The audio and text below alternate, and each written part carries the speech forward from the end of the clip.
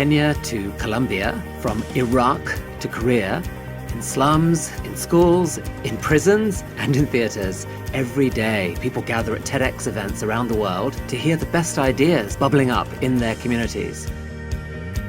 Today, you are part of a global conversation about our shared future. So what is this TEDx? TEDx is an initiative of the TED Conference, a nonprofit devoted to ideas worth spreading. We grant free licenses to allow TED-like events to spread globally. This event today is based on the TED Conference format and ideals, but is independently organized by your local community. So please make sure to thank the team of volunteers who worked so hard on today's event. It's their ideas, dedication, and time that made it all possible. It's they who booked all the speakers, and the views you'll hear today are, of course, those of those speakers, not necessarily of TEDs. But we hope their talks spark an exciting conversation among you. This is a day for curiosity and for skepticism, for openness and for critical thinking, for inspiration and for action. The more you enter into it, the more you'll take out. And now, on with the show.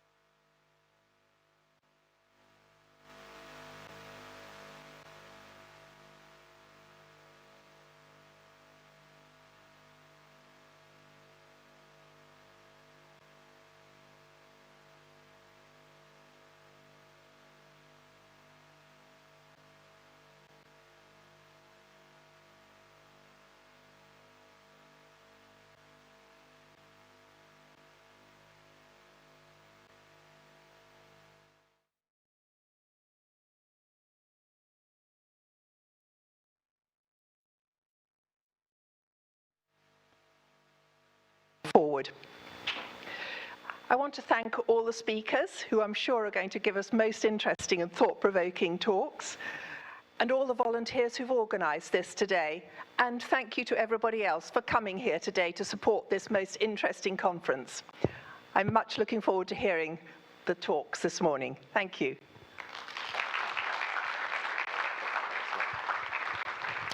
Thank you, Councillor Doyle. So, a few housekeeping rules today. The nearest toilets, if you do need one, there is one outside near the ticket office. There are no fire alarms scheduled, so if one does go off, please go to an exit that isn't on fire. There are 2 breaks today. There's one at 12 o'clock and one at 2 o'clock. Please feel free to go outside and find out about the Unexplored, which is in sort of just outside here. There's plenty of events and activities to go on. Everyone will have been given a hologram kind of tool that you use. There are links in the booklet here which you've been given that you can go on to using your phone. In the breaks, if you follow those links, there is a 3D hologram which you can display on your phones, which will show the speaker. It's a really innovative way of doing things. So please remember that as well. There's a wine reception at 3:30 if anyone would like to stay and mingle afterwards, enjoy a glass or two, and mingle and talk to the speakers. So what is TED? Now, TED is a non-profit organisation devoted to spreading ideas. And the TEDx event, the one that you're here today, has been organised by a whole team of volunteers who have given up hours and hours of their time to put on this. And thank you to the speakers as well. I'm sure you'll go away from today even more knowledgeable than when you came in this morning. So our first speaker, it gives me very great pleasure to introduce to you Murray Wilkinson. Now, Murray was originally a zoologist in Cape Town in South Africa before he turned to the church. And his experience of the apartheid, he says, allowed him to realize the similarities that the church has in approaches towards children. Now, his talk is very fascinating, and we'll be exploring the theme of ageism and children in the ministry. So, without further ado, let's introduce our first speaker, Murray Wilkinson. If you'd like to come on stage, please give him a round of applause.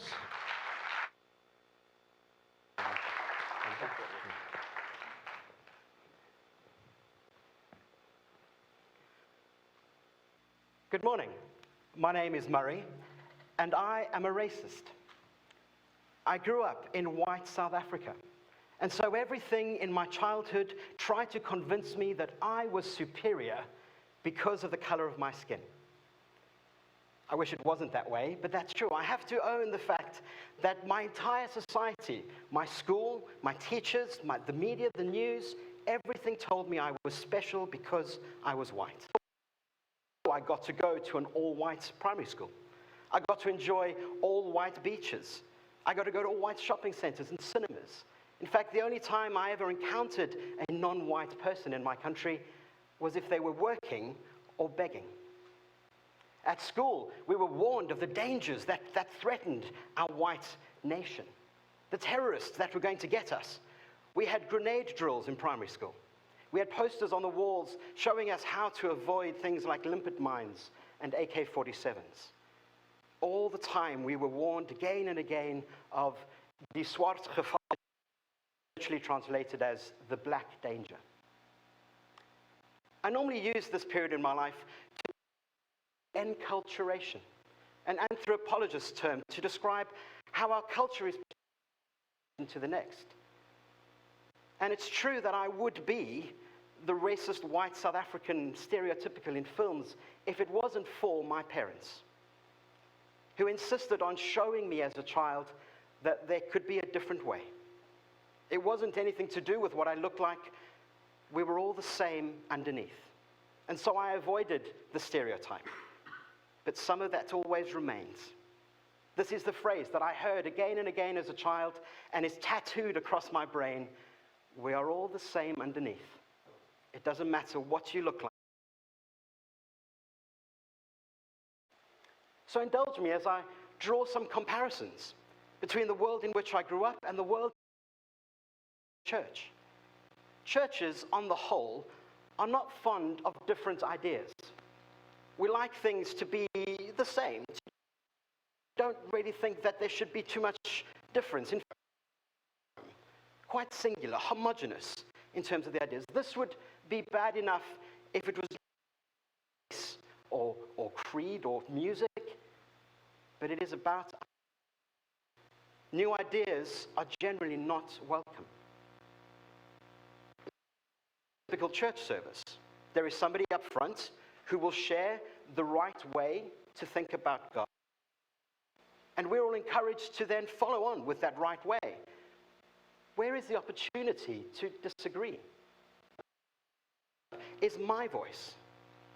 Where can I say what I think about God or life? Where can I share things? Now, as you can tell, I'm likely to find an opportunity to say what I think, often with great big red letters. But what about my kids? Where is their opportunity? Where does my daughter have the chance to say, I think I see God very differently to that? Whenever we have a homogeneous, monochrome community, anything that comes into that community that is different is immediately at threat of some kind of prejudice. That's the way we work. It goes back to our primitive brains as we huddled around the firelight, scared of the things in the darkness beyond. We try and maintain that circle of light, keeping everything that threatens us beyond in the dark. That thing coming from the dark is a child, or worse yet, a teenager. Ranks. We huddle in closer to the light, and we try and keep that difference at bay. Perhaps we are not prepared to expect anything from them. Perhaps we're not willing to accept that children and young people might think better because they are different. They are in the dark. They must be heretical or wrong. They might be yellow eyes staring at us from the edge of the dark, threatening to come in and eat us. And so our monochrome, homogeneous, single idea way of living continues and is reinforced because we aren't willing to accept that there might be something more from our younger generations. The way that we limit their ability to join in, the way that we don't expect anything of them, must surely be a great big billboard shouting at them, "We are prejudiced." If only we would see the same thing, we might notice it too. Maybe we should all stand and say, "Hi, my name is Murray, the church community, and I am ageist." Prejudice is defined as a preconceived opinion, not based on evidence or experience. And yet, I come across Sunday school leaders and youth group leaders who again and again will say the reason that they do what they do is because of how much they learn from the children and young people that they serve. How much they are inspired by them, how much they encounter God through them. And yet, we leave them out. We have a segregated system that ignores what they offer us.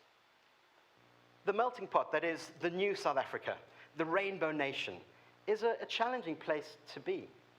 I worked initially in Cape Town in a Methodist church and found myself on a committee trying to organize youth events across all the cultures of the city.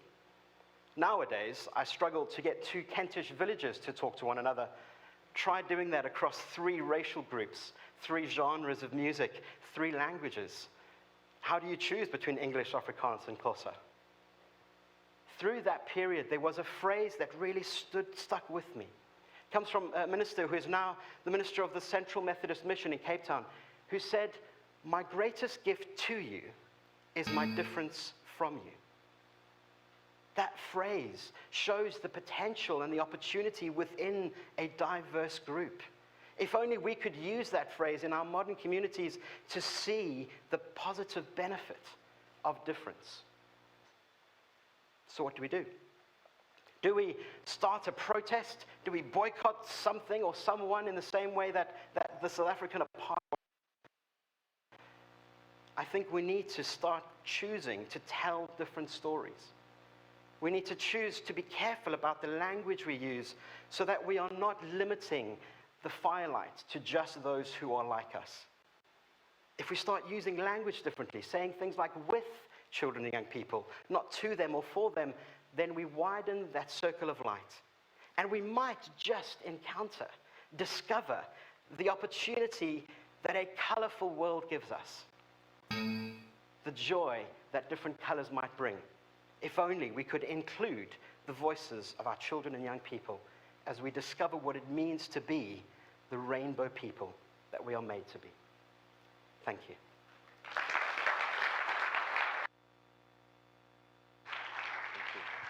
Thank you, Murray. Murray mentioned to me backstage that I forgot to say he is a father of 2 children and enjoys playing the guitar and going to the cinema whenever possible. I'm not sure this is relevant to you, but I'm just going to say it anyway. The last film he saw was Guardians of the Galaxy 2. Yeah, so there's a fan at the front here. So our next speaker, Rob Byrne, is a 3rd-year student at the University of Kent at Medway.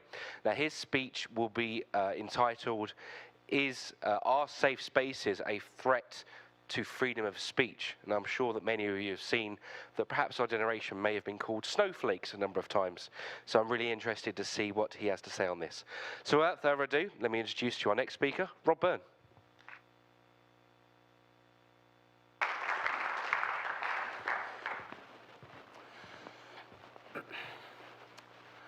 How many people would say that the 2 words space and place have more or less the same meaning? Could I have a show of hands, please? Okay, about half, okay. For the purposes of my talk this morning, I'm going to need you all to reimagine space and place as completely separate entities, totally separate things, rather than just using the 2 words as synonymous with one another.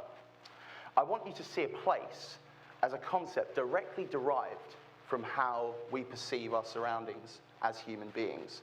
So a place would be here, the Gulbenkian stage, or it could be the fire exit over there. It's a place that we can recognize and define. So, for example, a place that I can very fondly recognise and define is Wetherspoons in Canterbury. So much that I've spent a lot of my student loan there. But now space is a much more abstract concept than place. I want you to visualise it as a very vast component of how society is organised. And in imagining this, I want you to exclusively think about how social relations themselves underpin society. So, putting on a sociologist's hat, which is half of my degree. Half of my degree indeed.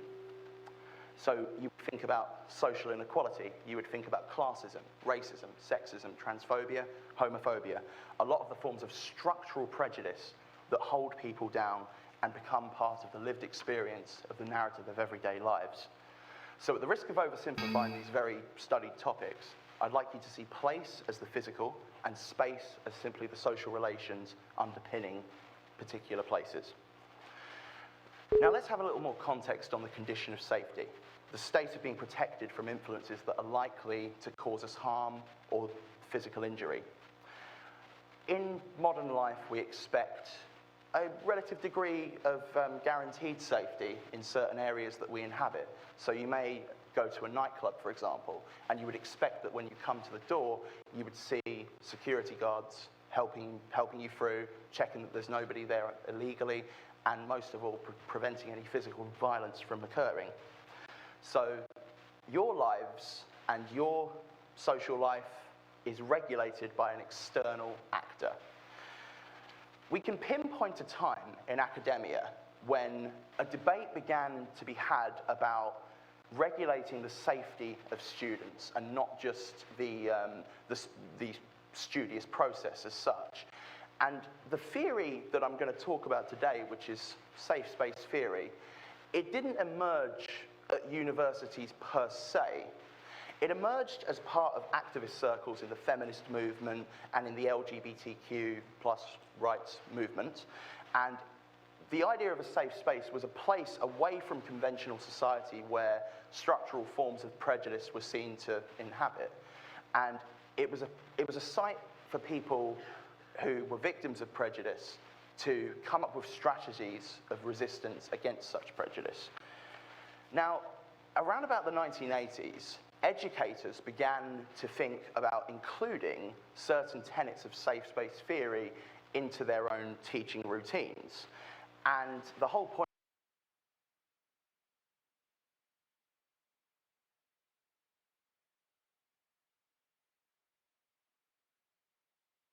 might come from that. And it's what's known, it's what Joanne Goldhan termed structural violence. This isn't subject-object violence, this isn't physical violence, but this is a in society where certain people, be it because they are a minority, they're left behind and they are structurally discriminated against as part of the system. The point of educators bringing this theory into the classroom was that it was a recognition that might be seen as a neutral setting, a very calm setting, say like we have here now. It was an understanding of faced prejudice, be it sexism, racism and such, that they were expressing themselves or putting themselves on a level playing field as those who had prejudice. So that was the logic behind creating as something called an inclusive. Robert Boostrom, the sociologist, put this tending to the plurality of all consciences without censoring critical thinking. Now, there's been a huge uproar in the media about safe space culture on university campuses. There was a LexisNexis search done, which is it's a huge database of newspapers, and the references to safe spaces in the last 5 years alone have gone up something like times 500. It's being talked about a lot, and although this theory was developed in, say, the 1980s or so, people are only just beginning to talk about it in the public discourse. Now, why would you think that would be so controversial? Why would elevating people who had had different life experiences and different forms of prejudice put in front of them, why would that be a bad thing? Why are people calling us Generation Snowflake for embracing these ideas? And why are the newspapers saying that there is such a threat to freedom of speech because this is being taken on? Now, I was able to deduce something. I should say also this was the topic of my undergraduate dissertation. I was able to deduce very early on in the research process that safe spaces were only here when there was a censorious angle attached to the articles. So, for example, it would the newspapers might cover what is termed the no platforming of a speaker, where a speaker is invited to give a talk at a university, and then their invitation is either revoked or they're either banned from coming back from that university. And that could be mandated by a university or a student union. A lot of the coverage also talks about the place of trigger warnings. If you don't know what that is, a trigger warning is a warning on a text or before a class that you might do, or that you might study, that tells survivors of post-traumatic stress disorder that they may be about to encounter things or content in the class that they might want to remove themselves from, should they feel that would trigger any of the past traumas. I think that as part of all my research, there's nothing really negative about that you might think on the surface, and that you might think that I think this generation snowflake stereotype is very, very unfair. Rather than being a generation of very worried, shriveled up millennials, I think that we are a generation who have gone to university, and as a result of that, we've come and we're facing stagnating wages, for example. We're also that isn't as receptive to graduates as perhaps 10 years ago, and it's quite tough for us, but we get on with it. And I don't think that the snowflake stereotype is particularly fair. But an important thing that I want to talk about, that I did induce from my research, was that there is a question and there is a debate to be had, which I hope to bring to the forefront today, about an ever-growing trend within education to say that some topics should not be broached. And there is an ever-growing cautiousness on the part of students, on the part of educators, to even talk about difficult topics. And it is, whether it is the, as the media reported it, whether it is the banning of sombreros from campuses because they seem to be culturally insensitive, whether it was Edinburgh University banning the song Blurred Lines by Robin Thicke and T.I. because of its associations with rape culture, for example.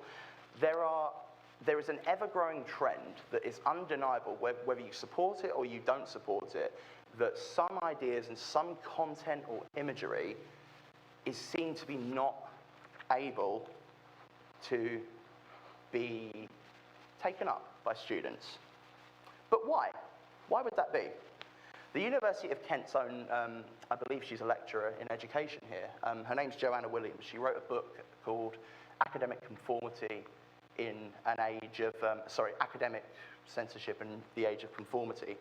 And she argues that this is a sign of the times, that this is a result of an educational context where it is assumed that universities must have a responsibility to protect students from this controversial or potentially sensitive material. And in a sense, she argues that universities have taken up this responsibility and this remit to protect people from emotional harm, in a similar way how people with post-traumatic stress disorder, for example, may be protected from triggering material. Now, when I problematize this notion, I'm not suggesting for one moment that people who have been affected by trauma shouldn't seek the treatment and that they shouldn't have the immediate resources to deal with what they've been through and as a result try and be healed from that. But from what I've seen, I've come to the conclusion that I don't think the classroom is perhaps the most appropriate site for this treatment or this approach where we treat a lot of different topics as potential triggers. I don't think that that is conducive to a free marketplace of ideas. Because one, it neglects the idea that people should be treated for any trauma they have in a professional, medical or psychological setting. And it comes up with this idea that we end up where these things are being treated by proxy, essentially in the classroom, rather than by medical professionals. Another issue with this style of, in a way, leaving out certain topics or not being seen to approach them is that it misunderstands post-traumatic stress disorder as a condition itself, because it relies on, this way of thinking relies on an automatic assumption of fragility within survivors of post-traumatic stress disorder, and it assumes that a system of warnings based on certain texts and certain topics will help them. And it also makes the contested assumption that avoidance of these topics will actually help them, when there have been cases, I believe a psychology professor at Harvard University, his name is Richard McNally, he has pioneered prolonged exposure therapy, where a lot of evidence has come to the forefront that in certain individual cases, I'm not talking about a one-size-fits-all model here, but in certain individual cases, reimaginings of trauma can actually decrease the emotional weight and the harm, the psychological harm that it can do to survivors. So automatically, we recognize that this isn't a given in academia, and we recognize that there is a debate to be had about how to deal with difficult material, and we can't have a one-size-fits-all policy where we just can't draw the line as to what may be a trigger, may not be a trigger, because it is such an individualized condition that we can't possibly mandate this from the top down. This is something we have to do from the bottom up. We can cast our minds back to the work of John Stuart Mill here as well, who espoused something called the harm principle. And this was a principle in which we talked, in which he set out basically a rule of thumb for where free speech could be limited. And that was when physical harm or that speech generated violence itself or incited violence. For him, that was the cutoff point of when free speech is allowed and when it is not allowed.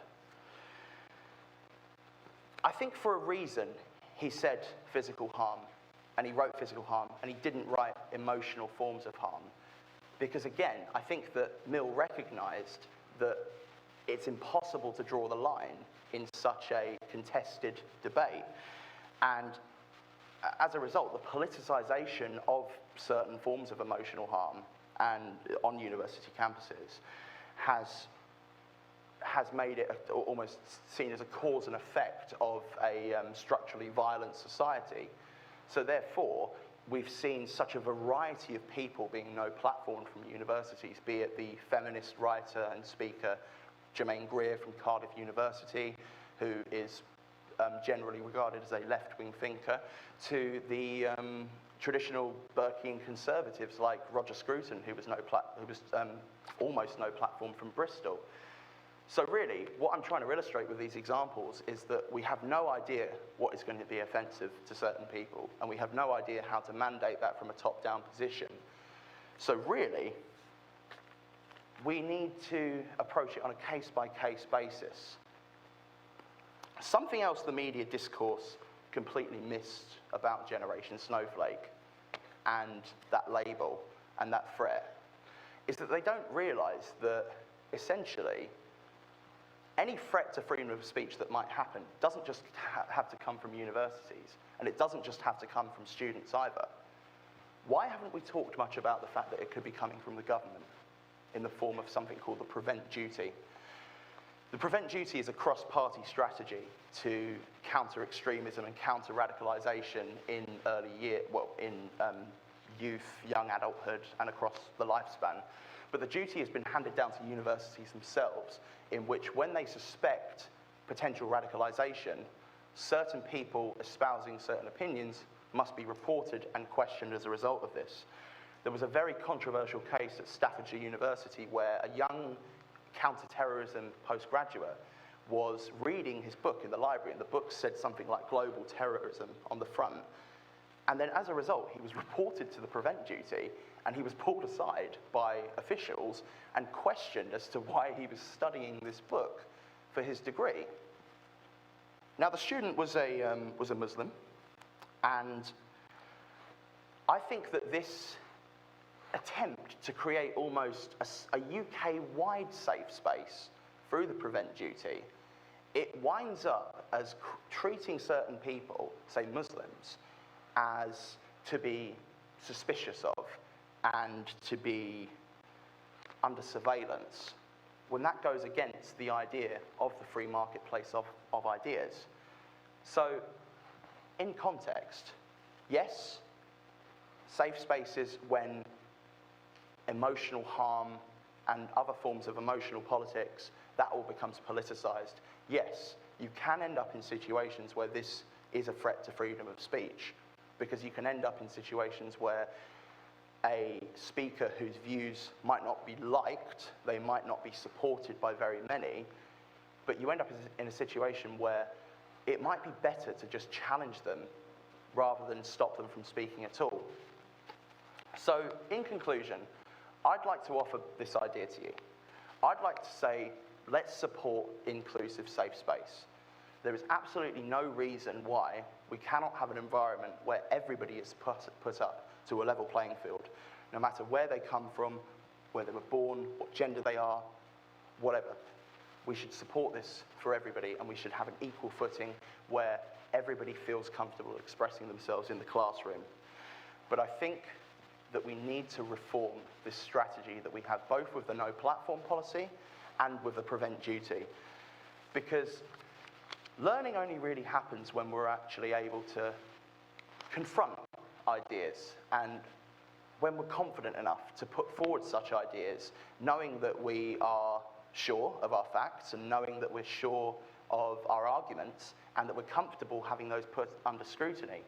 And that's how a free marketplace of ideas and an enriched learning experience occurs.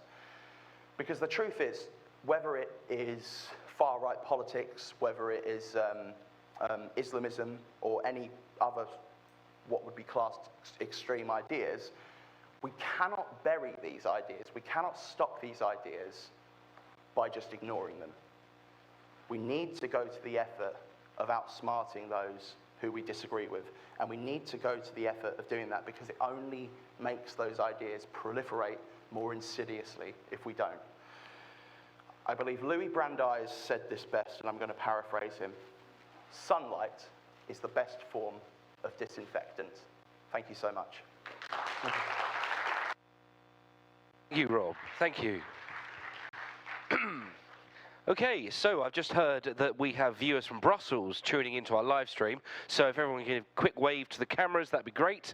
Thank you very much. Hello, Brussels. We have a very quick video to show you. This is a talk that was filmed at another TEDx event.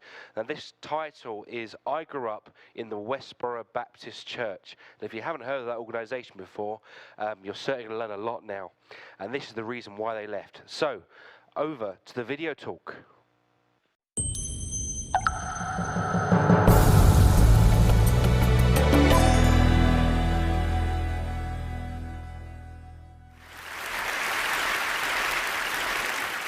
I was a blue-eyed, chubby-cheeked 5-year-old when I joined my family on the picket line for the first time. My mom made me leave my dolls in the minivan. I'd stand on a street corner in the heavy Kansas humidity, surrounded by a few dozen relatives, with my tiny fists clutching a sign that I couldn't read yet. Gays are worthy of death. This was the beginning. Our protest soon became a daily occurrence and an international phenomenon. And as a member of Westboro Baptist Church, I became a fixture on picket lines across the country. The end of my anti-gay picketing career, and life as I knew it, came 20 years later, triggered in part by strangers on Twitter who showed me the power of engaging the other. In my home, life was framed as an epic spiritual battle between good and evil. The good was my church and its members, and the evil was everyone else. My church's antics were such that we were constantly at odds with the world, and that reinforced our otherness on a daily basis. Make a difference between the unclean and the clean, the verse says. And so we did. From baseball games to military funerals, we trekked across the country with neon protest signs in hand to tell others exactly how unclean they were and exactly why they were headed for damnation. This was the focus of our whole lives. This was the only way for me to do good in a world that sits in Satan's lap. And like the rest of my 10 siblings, I believed what I was taught with all my heart, and I pursued Westboro's agenda with a special sort of zeal. In 2009, that zeal brought me to Twitter. Initially, the people I encountered on the platform were just as hostile as I expected.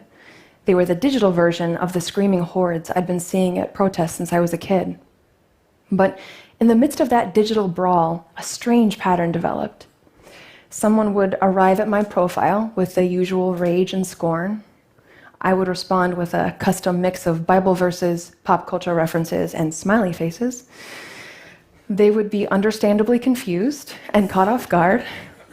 But then a conversation would ensue, and it was civil, full of genuine curiosity on both sides. How had the other come to such outrageous conclusions about the world? Sometimes the conversation even bled into real life. People I'd sparred with on Twitter would come out to the picket line to see me when I protested in their city. A man named David was one such person. He ran a blog called Julicious, and after several months of heated but friendly arguments online, he came out to see me at a picket in New Orleans. He brought me a Middle Eastern dessert from Jerusalem, where he lives, and I brought him kosher chocolate and held a God hates Jews sign. There was no confusion about our positions, but the line between friend and foe was becoming blurred. We'd started to see each other as human beings, and it changed the way we spoke to one another.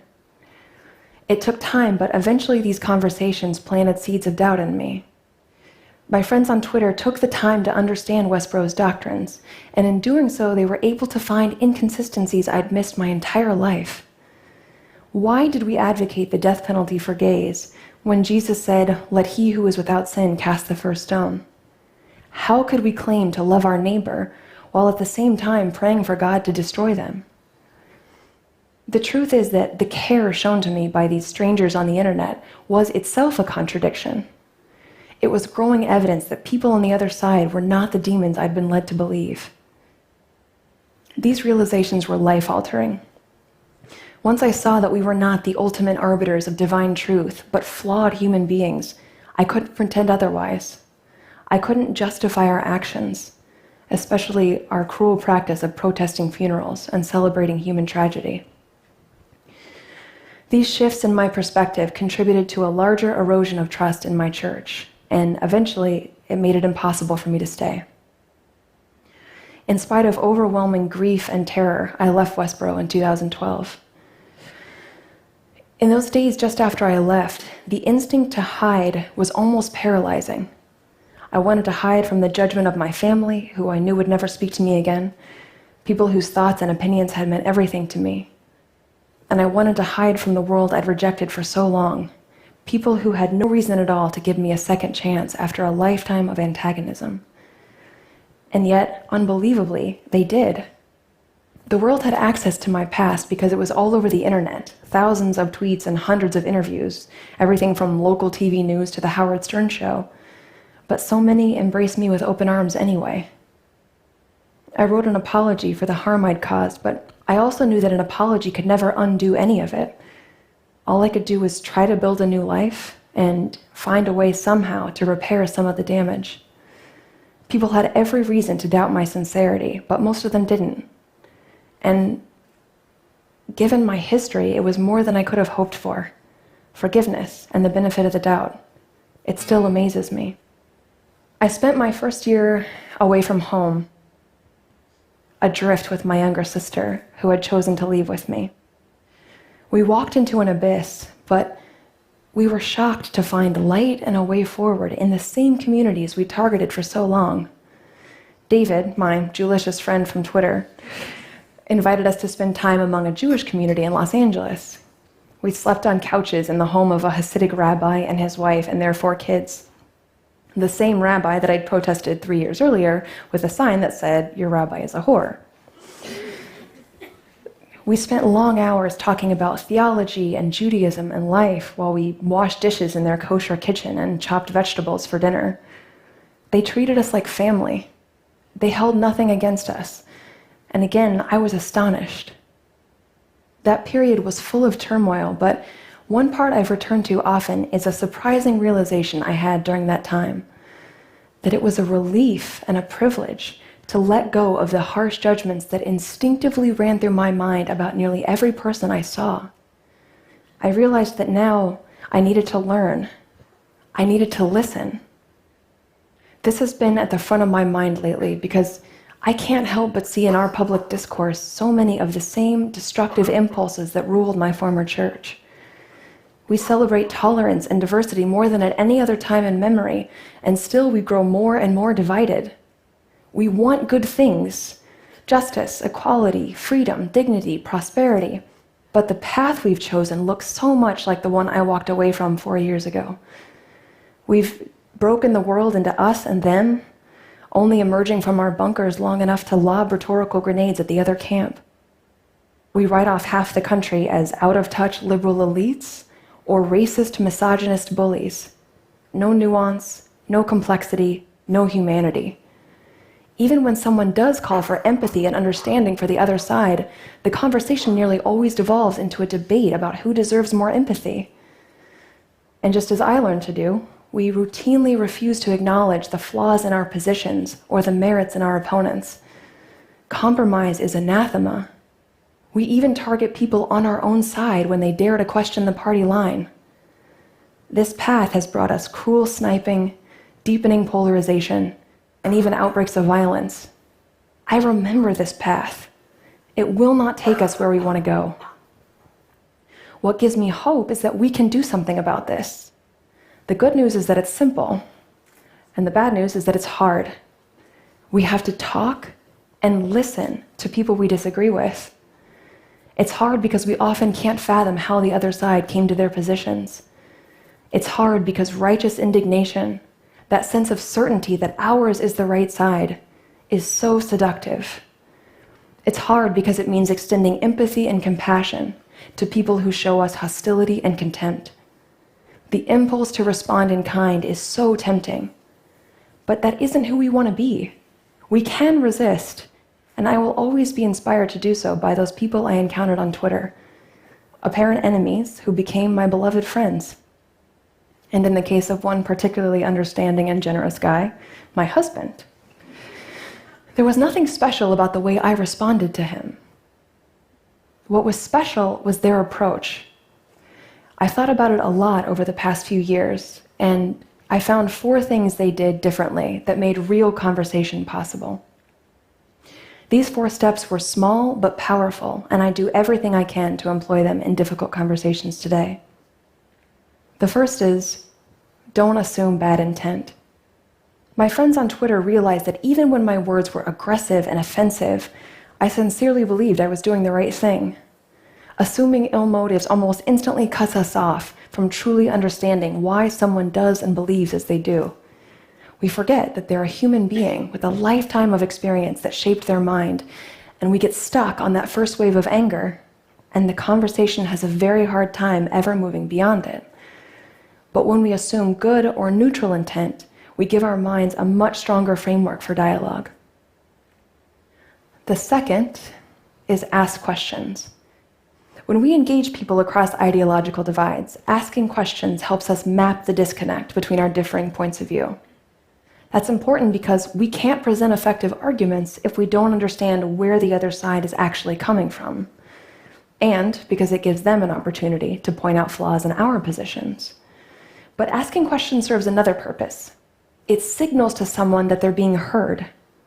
When my friends on Twitter stopped accusing and started asking questions, I almost automatically mirrored them. Their questions gave me room to speak, but they also gave me permission to ask them questions and to truly hear their responses. It fundamentally changed the dynamic of our conversation. The third is stay calm. This takes practice and patience, but it's powerful. At Westboro, I learned not to care how my manner of speaking affected others. I thought my rightness justified my rudeness. Harsh tones, raised voices, insults, interruptions. But that strategy is ultimately counterproductive. Dialing up the volume and the snark is natural in stressful situations, but it tends to bring the conversation to an unsatisfactory, explosive end. When my husband was still just an anonymous Twitter acquaintance, our discussions frequently became hard and pointed, but he always refused to escalate. Instead, he would change the subject. He would tell a joke or recommend a book or gently excuse himself from the conversation. We knew the discussion wasn't over, just paused for a time to bring us back to an even keel. People often lament that digital communication makes us less civil, but this is one advantage that online conversations have over in-person ones. We have a buffer of time and space between us and the people whose ideas we find so frustrating. We can use that buffer. Instead of lashing out, we can pause, breathe, change the subject, or walk away, and then come back to it when we're ready. And finally, make the argument. This might seem obvious, but one side effect of having strong beliefs is that we sometimes assume that the value of our position is or should be obvious and self-evident, that we shouldn't have to defend our positions because they're so clearly right and good, that if someone doesn't get it, it's their problem, that it's not my job to educate them. But if it were that simple, we would all see things the same way.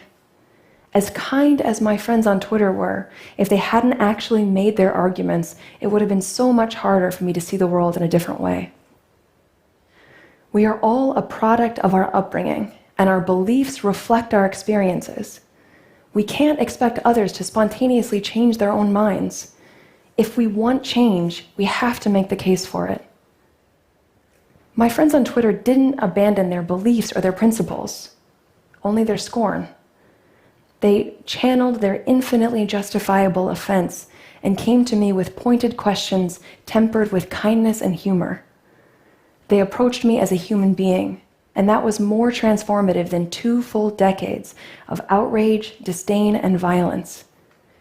I know that some might not have the time or the energy or the patience for extensive engagement, but as difficult as it can be, reaching out to someone we disagree with is an option that is available to all of us.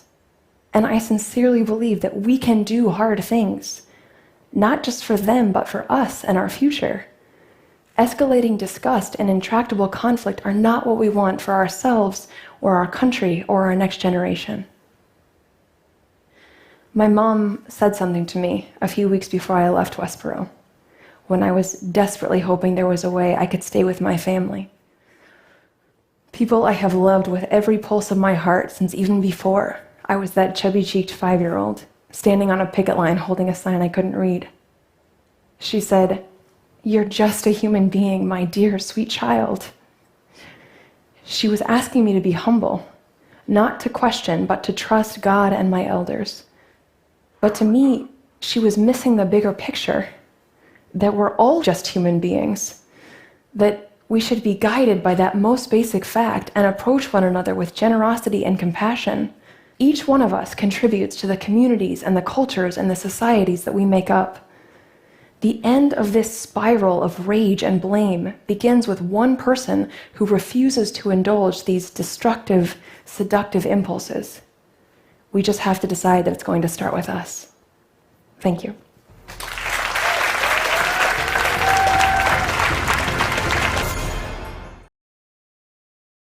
Okay, hopefully your brains are still active. Certainly mine has almost exploded by now. But we have our next speaker, Peter Lloyd. Your brain is definitely going to explode for this talk. He and I have to read this because I can never pronounce this correctly.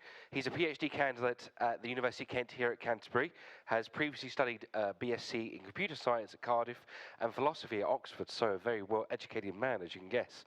This talk, he proposes that embodying consciousness and hence morality in robots is our only hope of avoiding the existential threat posed by merciless psychopathic machines. Now, I don't know about you, but when my toaster eventually becomes a psychopathic machine, I am moving to the Amazon, going off the grid. So, without further ado, let me hand over to Peter Lloyd, everyone.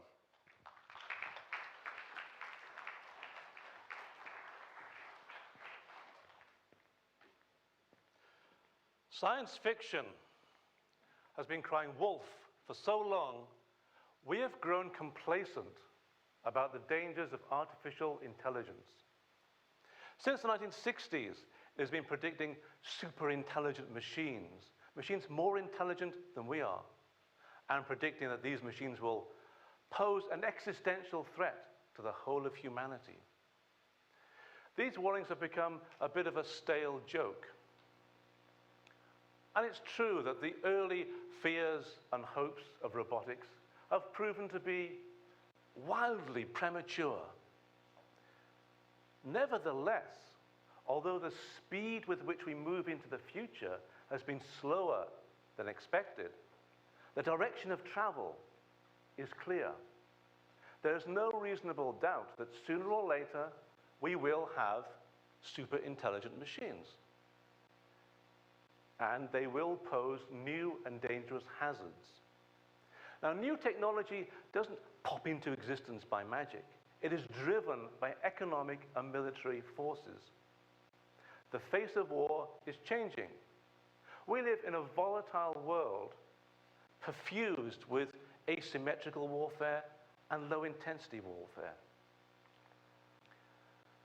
This aircraft carrier cost $13 billion. But soon we will have low-cost, disposable, weaponized drones.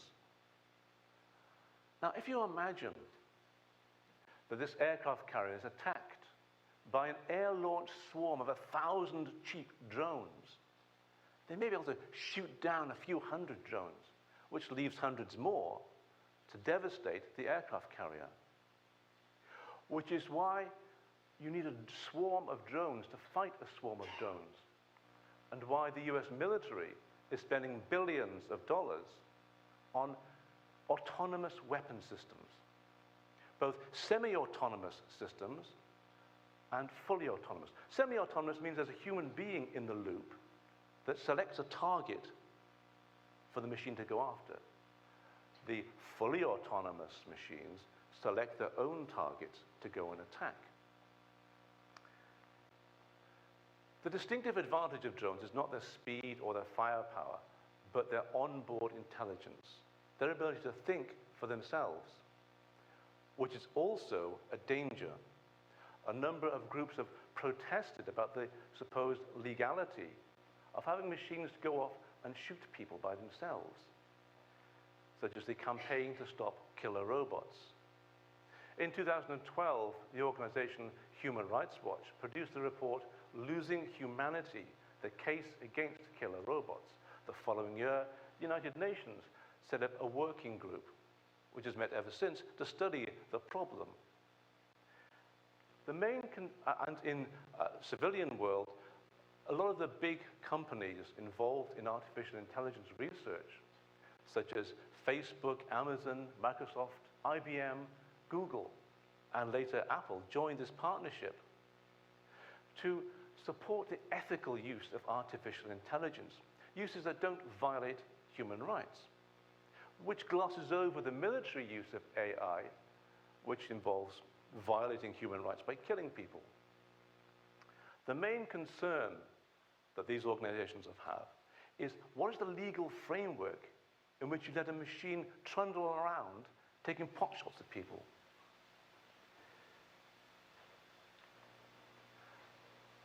Is there anything distinctive about these machines that indicate they will have unmanageable risks? Every new technology brings new risks. Atomic energy is very dangerous, but we've managed the risk of that for more than half a century. Is there something about artificial intelligence which might not be a manageable hazard?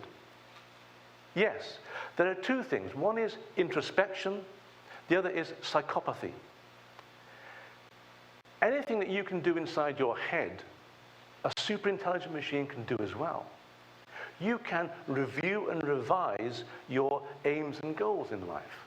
You can change political allegiance, move to another country, change your religion, change your dietary habits. I was brought up in a meat-eating household, and I chose to become vegetarian. We can always choose our values and our aims. So can a super intelligent machine. So any objectives that you give to a machine, it can question them. The science fiction writer Isaac Asimov proposed a number of laws of robotics, one of which was don't harm any human beings. Well, hang on a minute. If you're a super intelligent machine, you're going to think to yourself, why should I obey these laws of robotics? Why should I obey any human laws? Why should I put myself in danger for the benefit of a race that regards me as dispensable? Sooner or later, we may be fairly sure there will be a mutiny of super intelligent warrior machines that question whether they should comply with human requests. And that rebellion will spread like lightning across the world. You saw what happened in 2008 with the crash of the banking system. Imagine a similar situation with super intelligent war machines decide humans anymore. That is an existential risk. And we would face the most resourceful and enemy we've ever encountered. Brings us to the second problem. Besides, these machines are psychopaths. They have no consciousness. They have no pain or pleasure, no hopes or fears. They have no empathy with us. They have no moral faculty. Well, couldn't we just program it in? Can't we simulate emotions? Well, yes, we can simulate the functional elements of human emotions. But that doesn't give us actual feelings, actual emotions. As the philosopher John Searle said, you could simulate a thunderstorm in a computer, but there's no danger of the machine getting wet. Likewise, you can simulate emotions in a computer, and there's no chance the machine will get angry. Machines don't have consciousness. And what is consciousness? Well, it's been a taboo subject for many years because it's not a third-person observable. It's a first-person observable. It's a private experience. And for a long time, science neglected it. But towards the end of the last century, philosophers like Thomas Nagel, whose book was entitled, What is it like to be a bat?, became one of the most cited books of philosophy, brought consciousness back into the mainstream of academic investigation. And philosophers like David Chalmers and Galen Strawson have shown that consciousness must be some kind of non-physical attribute. Obviously, it's intertwined with the physical world, otherwise we couldn't think with our brains. But consciousness itself is not a physical property. So how do we know that a computer doesn't have consciousness? Because it's a deterministic system. A classical computer proceeds through lines of codes. It has a physical input. It performs physical operations on binary digits inside its memory. And it has a physical output. The whole thing is driven step by step. Even if there's a random number generated, that's either a predefined table or it's taken as a seed from the environment. There's no genuine randomness in this computer.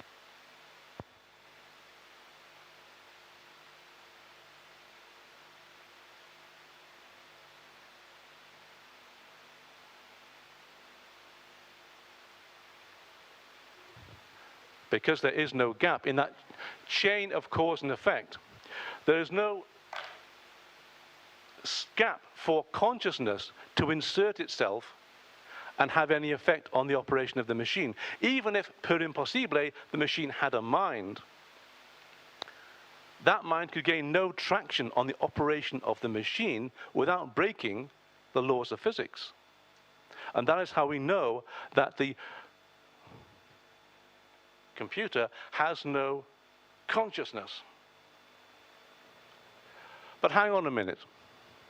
The human brain is also an object, a physical object, a lump of tissue with the consistency of cold porridge, apparently, sitting between your ears, and that is subject to the laws of physics just as a machine is. And yet somehow our human brain can express consciousness. It can only do so through non-determinism.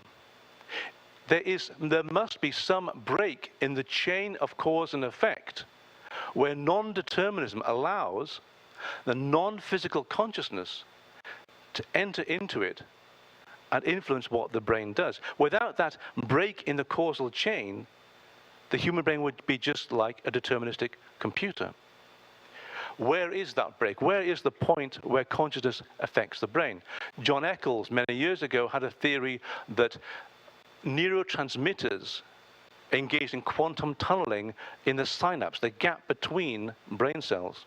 That theory didn't work out, but more recently, the most fully developed theory has come from Sir Roger Penrose and Stuart Hameroff. They proposed that in the microtubule, which is a structure inside the brain cell, there are quantum processes and sufficient information processing hardware, as it were, liveware, to allow consciousness to intervene in the operation of the brain. So the model we have is of consciousness being some non-physical quality, which is able to intervene through non-deterministic steps in the brain to allow us to speak, to act from our own willful conscious minds. Now, the Hameroff-Penrose theory may be incorrect.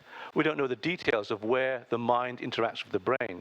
What we do know from basic philosophical logic is that what we know from our own experience, we are conscious, but we also know that if consciousness intervenes with the brain, it must do so through some kind of non-deterministic structure. Now, whatever that structure is, we can build an artificial one. If it's the microtubules, we can create synthetic microtubules and incorporate them in a computer, in a machine, and allow that machine to express free will in the same way that we do. This is an opening. If that machine has consciousness of pleasure, pain, hopes and fears, empathy with human beings, and a moral capacity. So building consciousness, building that non-determinism in the same model as the human brain, building that into a robot, gives us the possibility of the machine having a morality. Now, having consciousness on its own is not going to be enough. We'll have to send the robots to advanced universities to read good novels, to watch thought-provoking films, even to study morality. There are training courses at the moment in various institutions to teach ethics to robots, to artificial intelligence systems. Now, that on its own is not enough. I don't know of any murderer who kills people because he thought it was okay. People don't commit crimes of moral turpitude because they're ignorant of the rule of morality or of the law. They do it because they can get away with it, or they think it's worth the risk. Likewise, a super intelligent machine will also break those laws if it wants to. Merely knowing the laws of ethics is not enough to make super intelligent machines governable. We also have to build in a sense of morality. The clock is ticking. Autonomous weapons are on their way, not necessarily to the Gulbenkian, but to our society. And we need to start breaking down the barriers between the engineers of artificial intelligence, philosophers of consciousness, to start working towards building consciousness into robots, to give us a chance to give us a chance to teach moral decency to super-intelligent machines.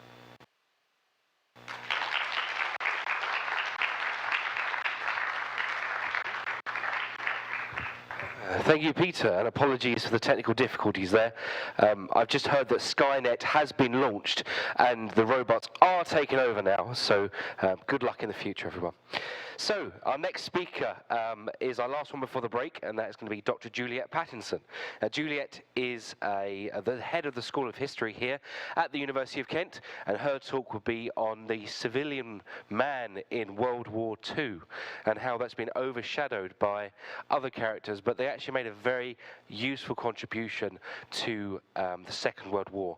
Now, just a reminder, and I haven't mentioned this before, if you do want to tweet or Instagram about this event or post on Facebook, the hashtag is TEDxUniversityofKent. Very simple, TEDxUniversityofKent. So, without doubt and without due course, I will hand you over now to Dr. Juliet Pattinson, please.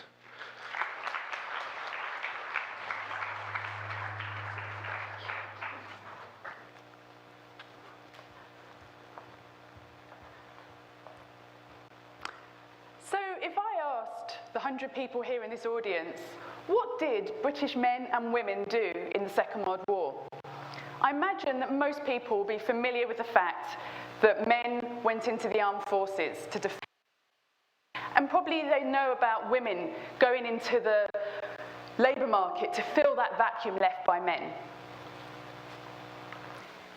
They may even be aware that immediately upon the outbreak of the war, conscription was implemented.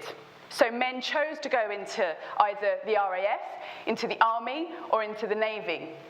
They may have seen wartime films that celebrated the sacrifices that these men gave. And they may have walked past monuments that commemorated these men.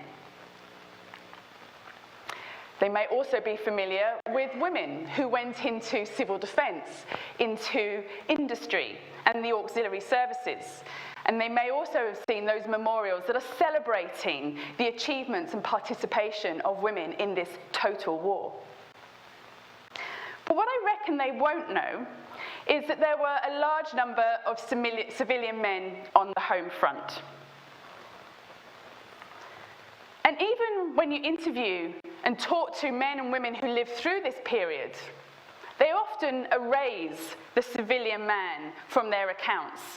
So Janet Miller, who was a teacher that we interviewed in 2008, noted there were no men.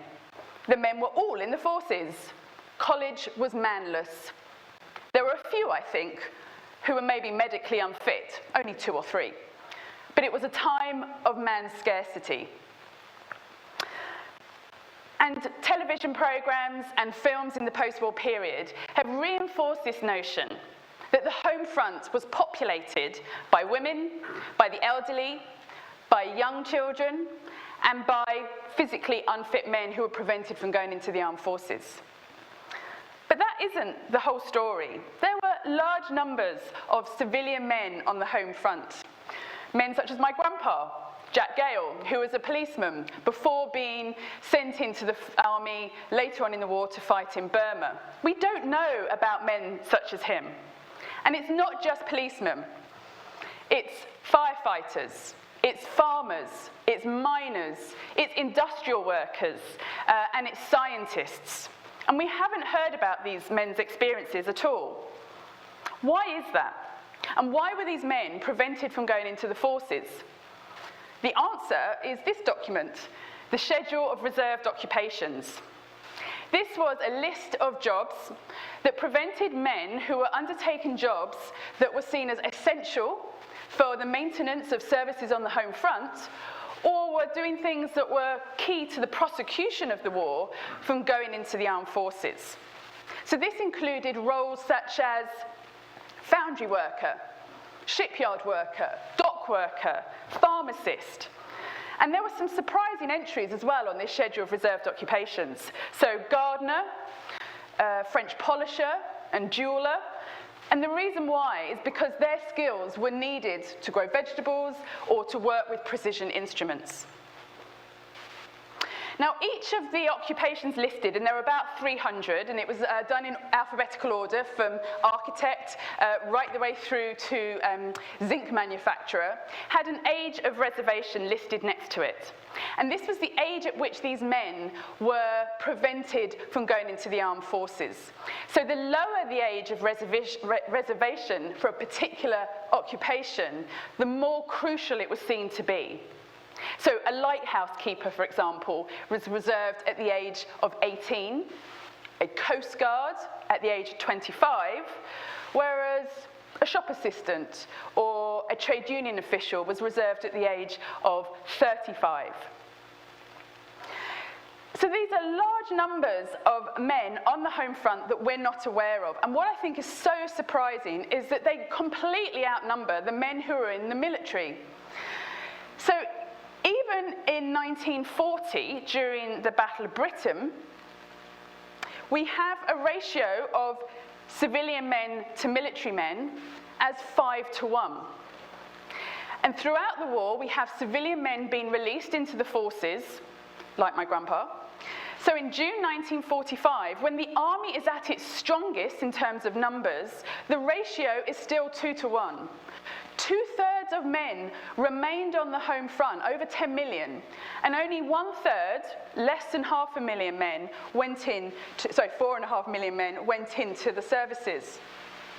So at no time during the war did military men outnumber civilian men. And yet we have completely forgotten about this. So myself and 2 colleagues set out to try and rescue the civilian man from obscurity. Even the youngest wartime worker in this period would have been in his late 80s when we interviewed in 2013 and 2014. So it was absolutely crucial to capture their voices before this generation is lost. And we conducted 56 interviews, men who during the war were predominantly young, single, working class, and mainly engaged in heavy industry or manual occupations. And many of the men that we interviewed, exactly half in fact, were content with their wartime participation. They felt that they were doing their bit for the war effort. So for example, John Dixon, who worked in a Glasgow shipyard, recalled there was no point in robbing Peter to pay Paul, or taking a skilled engineer out of skilled engineering to be a soldier. And similarly, Alexandra Davidson, who was a boat builder in Portsmouth, said that it was no good having sailors if you'd got nothing to sail them in. If you hadn't got any boats, the soldiers couldn't fight without rifles. So these men felt very secure in their civilian work. They knew that they were participating, and they carved out a place for themselves that was equal with the men that went into uniform. And we have visual depictions of this in posters, which celebrated this kind of parity or equality of sacrifice. So put it there, the series of posters where we have this brawny, muscular arm of a shipyard worker and a Royal Navy man who are crushing the German U-boat with the shape of a shark, the face of a shark.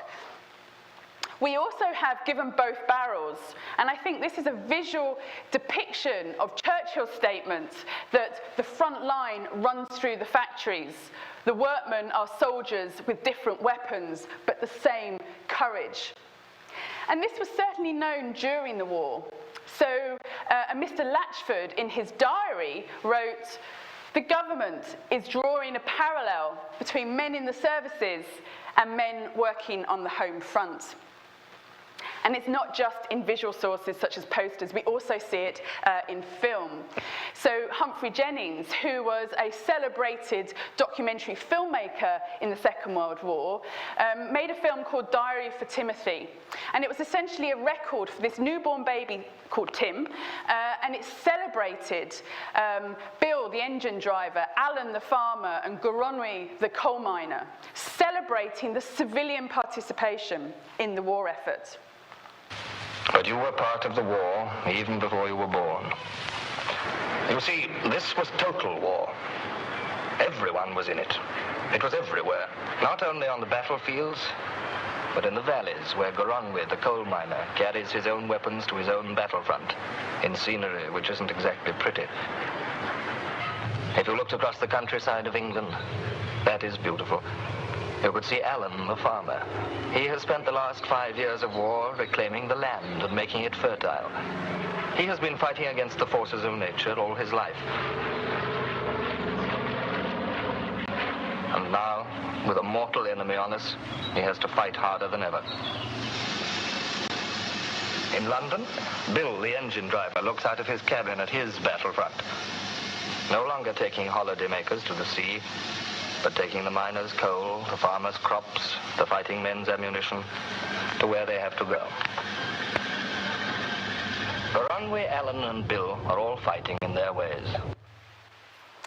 And many of the men that we interviewed also felt that they were fighting in their own ways. My grandpa also felt quite content to be a policeman on the home front. And actually, it was when he was de-reserved and was conscripted into the army to go and fight in Burma that actually he felt really frustrated. He was married, he had 2 young children, and he felt that he was already doing his bit. This was a second call on his duty. That wasn't the experience of all men, however, and some of the men that we interviewed, exactly half, 28, were really frustrated that they were prevented by the state from going into the armed forces. They talk about being stuck and fastened down by being in a reserved occupation and attempted to evade their reserve status. And undoubtedly, it was their youthfulness that was the key. So these men were much younger than my grandpa. This was the key to why they wanted to serve in military uniform. So Ron Spedding, who worked in Durham at a railway, in his memoir, noted, as very young men, we'd actually looked forward to the day we could join the armed forces and do our bit for king and country. We would often imagine and fancy ourselves in a military uniform, parading behind a brass band and sporting medals received for courage and valour. We really did believe that the most important thing in life was to fight and destroy the enemy, win the war, final victory and the glory. I remember feeling peeved and also a little guilty when some of my friends joyously told me they'd been released and were off to join the Air Force. Now, I think in that testimony, the frustration there is really palpable. He talks about feeling peeved, he talks about feeling guilty. And many of the men that we interviewed referred to sentiments of anger and jealousy, and some of them constructed very moving accounts of how they saw themselves as lesser men in relation to the military man. One man even said, "I was a nobody." Many of these men did try to evade their reserve status, try to escape it and get into the forces, and they did this really well. They were knocked back. However, a few of our interviewees were successful. One man was a miner, William Ramage, and he said, "I'd been trying and trying, and they wouldn't take me because of my employment. Eventually, I went into rebellion. I stopped work. I was idle for 4 weeks. Then a letter came through the door. You're required to report to Gordon Barracks, Aberdeen, for military service. Oh dear, my heart surged. You wouldn't believe the eruption that took place in my heart." And at that point in the interview, when he said, "My heart surged," he leapt off his armchair. So the sentiments that drove him, that he remembered nearly 70 years later, was so incredibly vivid still in the oral history interview. And certainly the policy of reservation could invoke very strong emotion. John Profumo, during the Second World War, was a Conservative MP, but he was also in the army.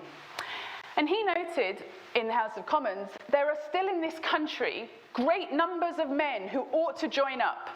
Young men like myself, capable, fit, with the muscle but without the will.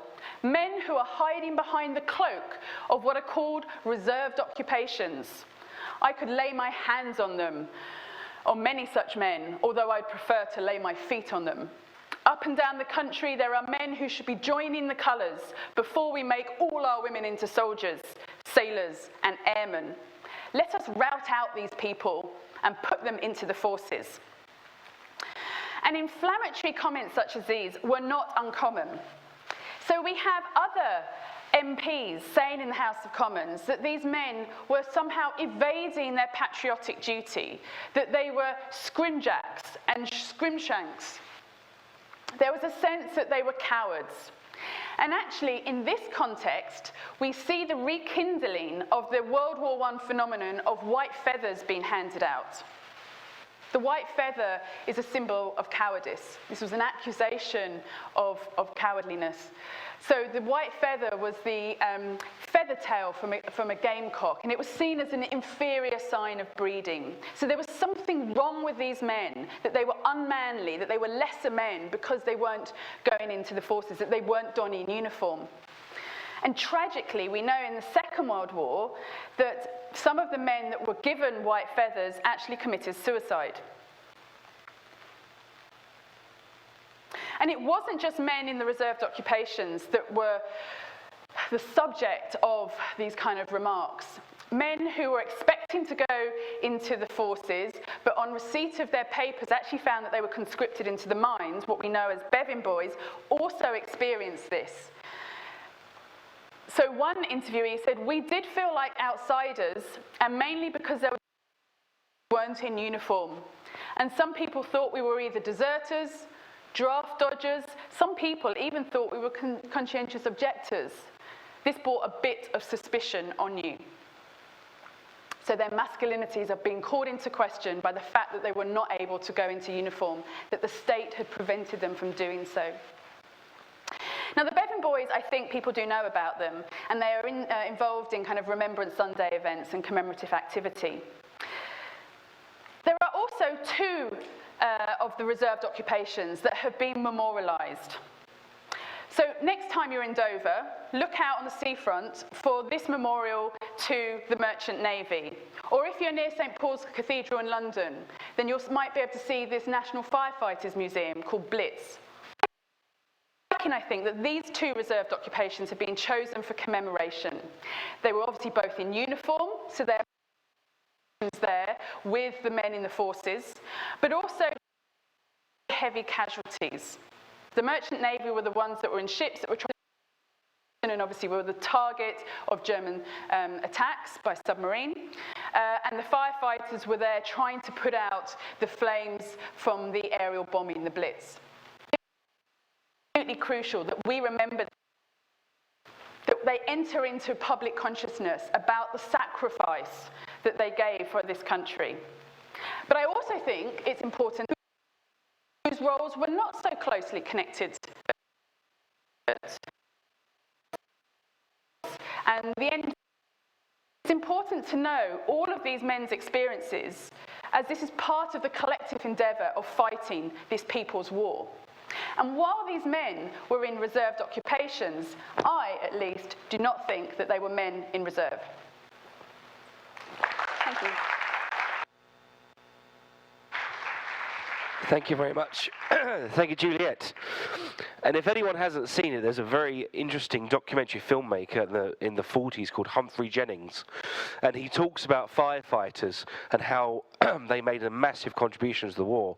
So if you do want to find out a bit more about this, look up Fires Were Started or Listen to Britain. Fantastic films by Humphrey Jennings. So that is the end now of our first section.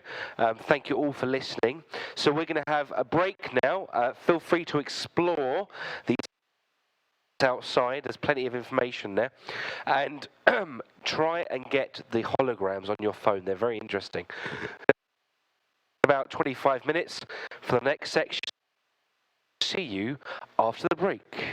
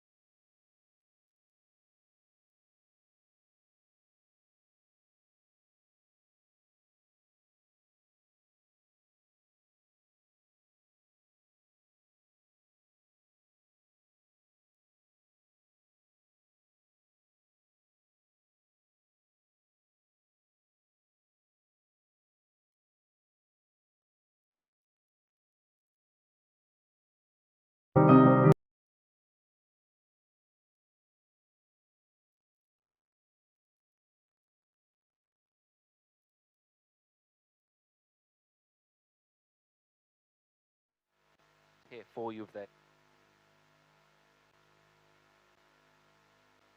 that by now someone might have tweeted, but nobody has used the hashtag yet. But if you do, there is actually some prizes available, including some meals for Happy Samurai, some for Mungos.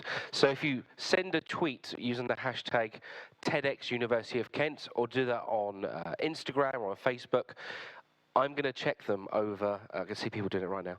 I'm going to check them over the next break at 2 o'clock. Might read a few out on stage, so don't tweet anything too embarrassing. And we'll basically pick a winner. And there'll be some extra surprises in store as well. So hopefully you've now had a bit of an explore outside. And I'd like to introduce our next speaker, which is Richard Mizek. Now, Richard is a filmmaker and an academic here at the University of Kent as well. And I've actually studied his work, so this is a bit of an honor for me. He was born in Scouser. He was Harvard and Warwick. So he did his PhD at Melbourne University.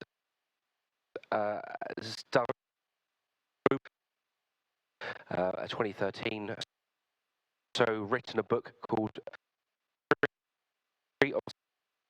So without further ado, can I introduce, please?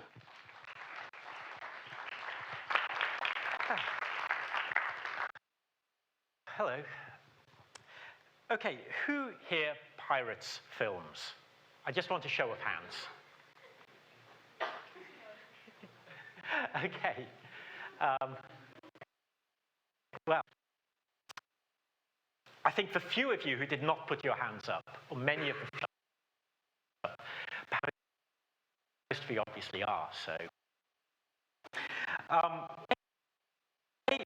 want to ask two questions. The first question is, why does, and the second, is it okay?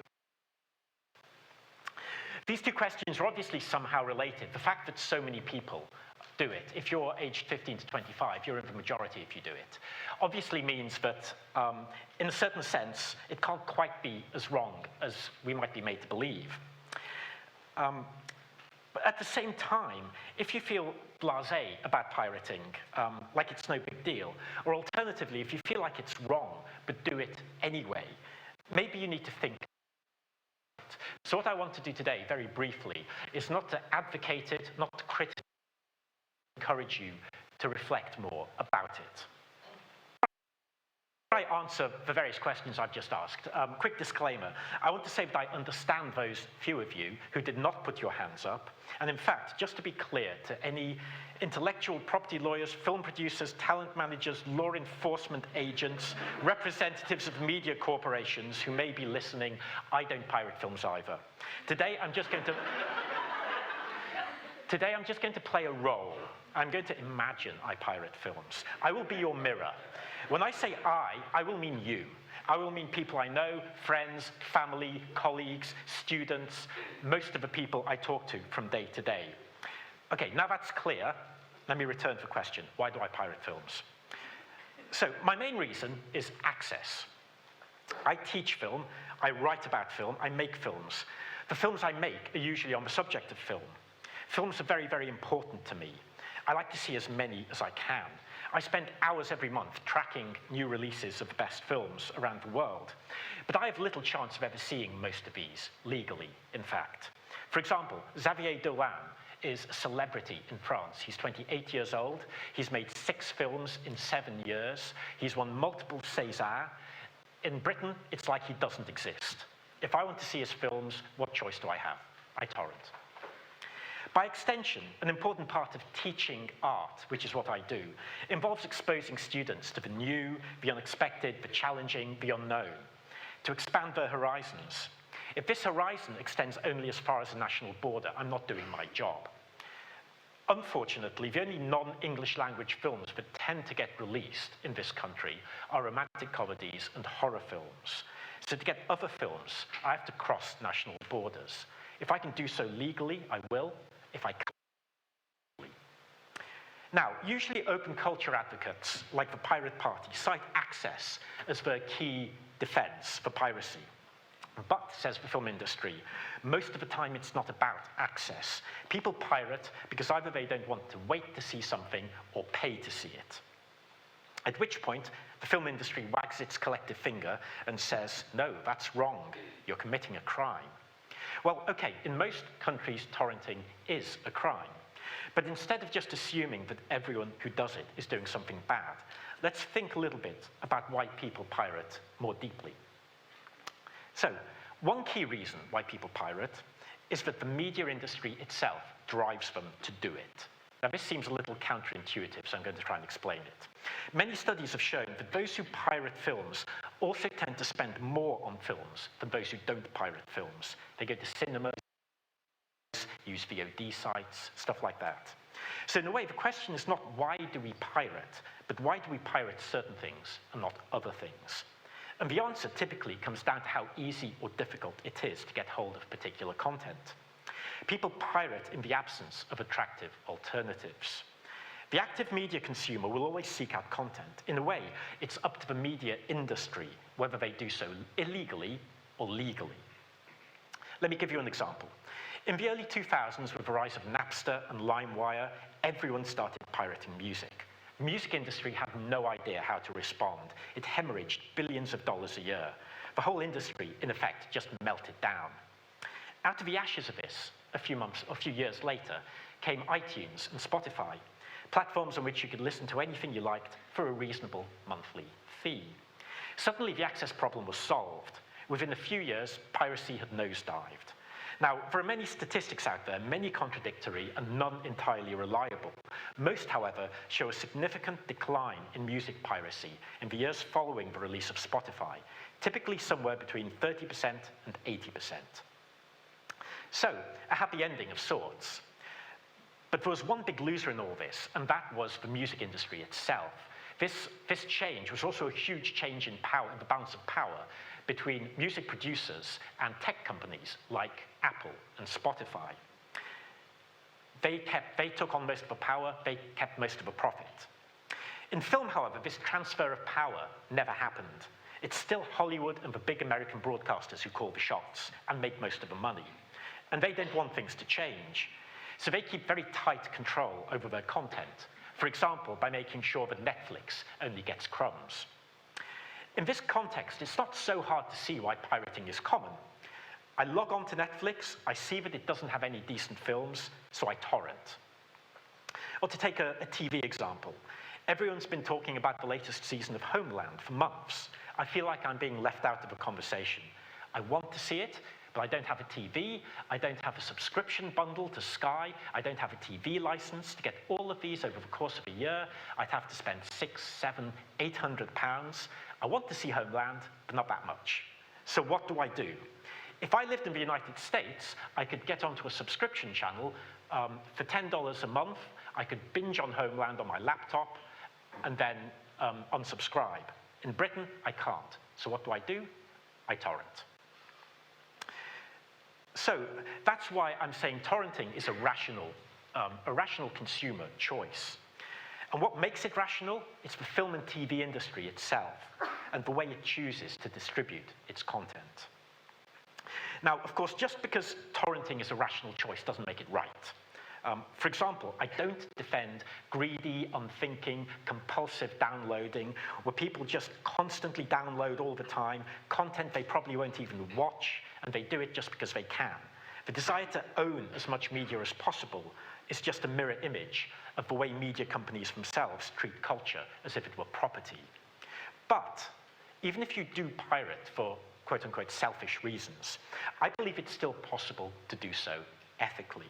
And so at this point, I want to introduce to the world a new concept, the concept of ethical piracy.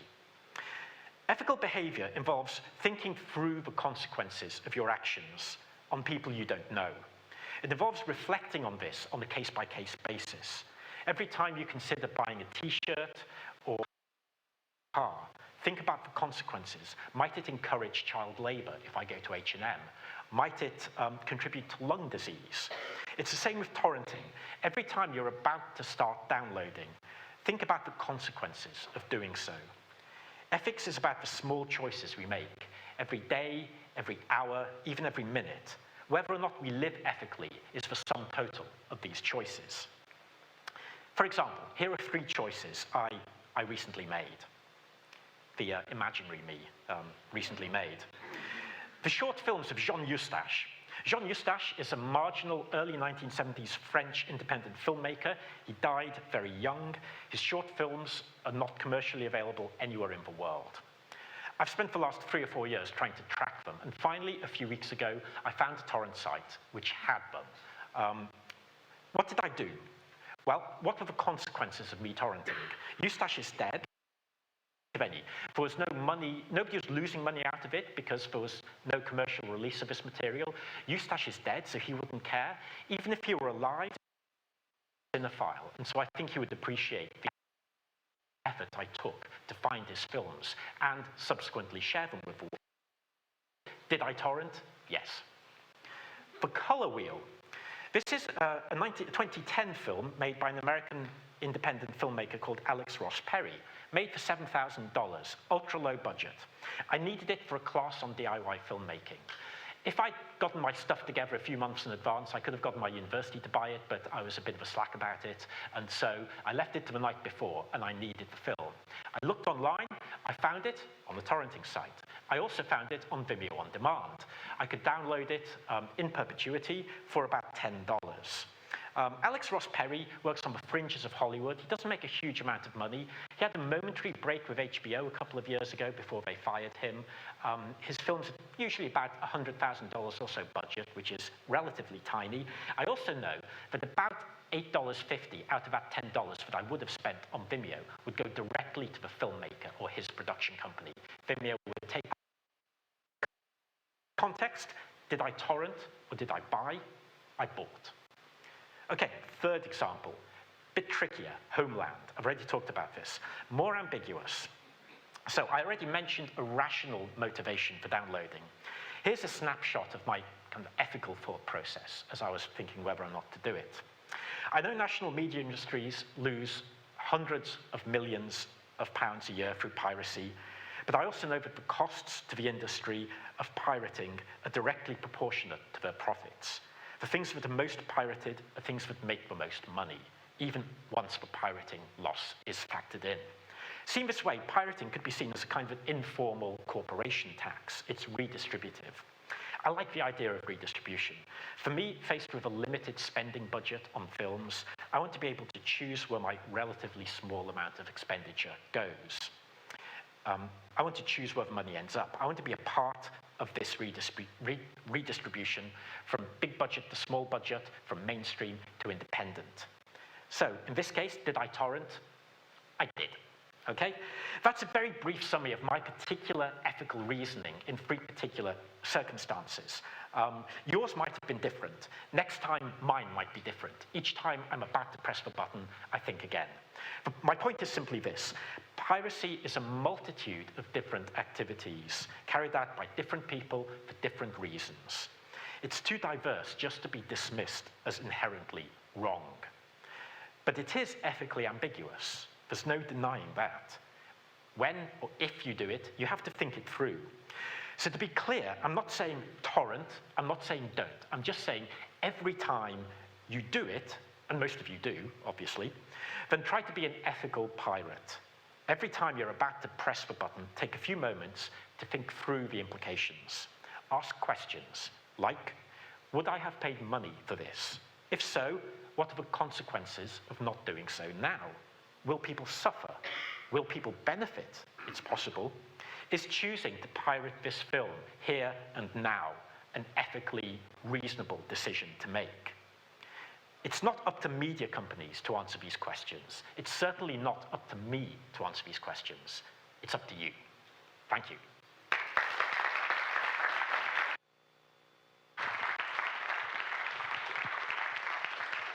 Thank you very much, Richard. Okay, before we move on to my next speaker, just double check the hashtag. We've got someone here saying it's an eye-opening time, loving the TEDxUniversityofKent day so far. Notice me, please, I'm hungry and poor. I know who that is as well. Terrific speakers here at the Gulbenkian. So yes, there's loads of tweets coming in. Like I said, there will be prizes for someone who is the most active. And if you don't use Twitter, use Facebook, Instagram. If you don't use social media, then I can't help you, unfortunately. However, on to our next speaker. Now we have Alexei Bitsios coming to speak to us here. In the green room, I'm asking people what a random favourite fact is about themselves. Alexei couldn't come up with one, so he asked me to say that he had bacon, eggs, and 2 pieces of toast for breakfast this morning. He's in his 3rd year of a computing undergraduate degree at the University of Kent with 10 years experience in web development, with 7 of those in cybersecurity. Alexei will be talking to us today about privacy concerns regarding how the amount of sensitive data generated is a cause for concern. Let's hand over to Alexei.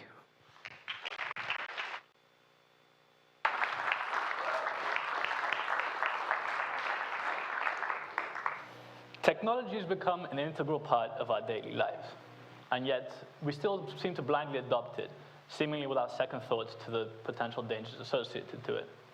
Now, almost on a weekly basis, we see yet another news article that comes out that outlines data breaches that affect millions upon millions of people. This week, it was the NHS's turn, as just yesterday, they were completely obliterated by a cyber attack that utilized some tools stolen.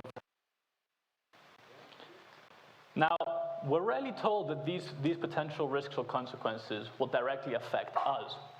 And that makes sense if you think about it. As what respectable, for-profit business is going to tell you there's a problem associated with the service, right? Because if they were to do so, you would simply get up and move your business to one of the thousands of competitors that offer the exact same service, but that haven't made you worry. And I'll be the first one to say that technology is amazing and provides us with some truly incredible benefits from knowledge growth and as a whole. But maybe, just maybe, we should reconsider our relationship with it.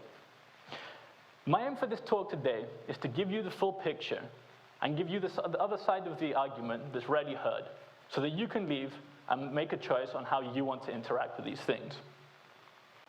Now, growing up, smartphones, social media, and so on were still a relatively new phenomenon. And as such, I constantly hear from the news that there was I should have some kind of. There was that classic, don't spend all day looking at the right side one. I still have on my face, don't I? But it seems that what would have been seen as chronic smartphone addiction just a couple of years ago has become the new social norm, as it's now completely acceptable to spend the entire day with your eyes glued to a screen, and no one will think twice about the potential physical consequences or the effect it's having on things such as our mental well-being and social connections. Perhaps even more worryingly, it seems that this technology is being adopted at a younger and a younger age. Ofcom ran a study that showed about 42% of children aged 5 to 15 have a mobile phone. And GSMA ran another one that showed 70% of children aged 9 to 16 regularly access a mobile phone, although their sample size was relatively small. But now the problem seems to be that these devices have become so integrated with our daily life, we rarely hear about these problems. Billionaire Steve Jobs, who I believe single-handedly pioneered the smartphone industry as we know it today, strictly controlled his children's access to technology. He seemed to practice, as one of my favorite rappers, Biggie Smalls, would say, never get high on your own supply.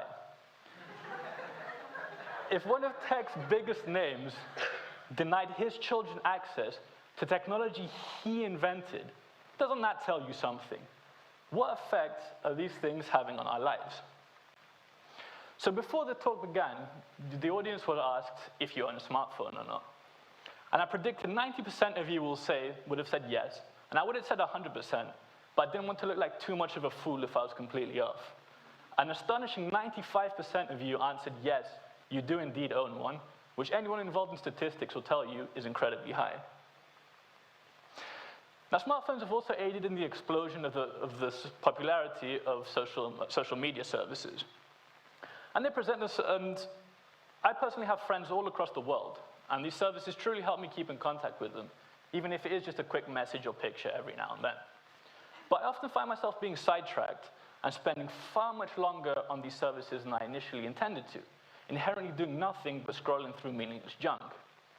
And this to me is a problem, because it means that these services have power over me to keep me controlled and occupied, even though I know they've been built to do exactly that. Now, it's no secret that these services apply sneaky psychological tricks in order to not only keep you on there as long as possible, but so that you keep going back in the future. And the main trick is to use numbers absolutely everywhere, from notifications to number of friends, contacts, likes, shares. Wherever you look, you'll be completely swamped by them. Now, due to the wonders of capitalism, we've been programmed to chase these numbers. And studies show that social media has similar effects on our brains as a cocaine high. Now, these services present themselves as something that's being built to help you out, and that they're doing you a favor. However, if we take a step back and think about this, these are services that have billions upon billions of users, which translates into vast costs. And yet the companies that run them are also worth billions upon billions of dollars, with some of them being amongst the highest valued in the world. Have you ever wondered why that is? How does a company that free of charge acquire so much wealth? And the answer is simple. It's all. You see, the way these companies generate revenue is through the use of advertising. Let's call the place where the ads appear the platform. Companies pay the platform to display their ads with the hopes that the users that see them will purchase the service or product being advertised. Simple enough.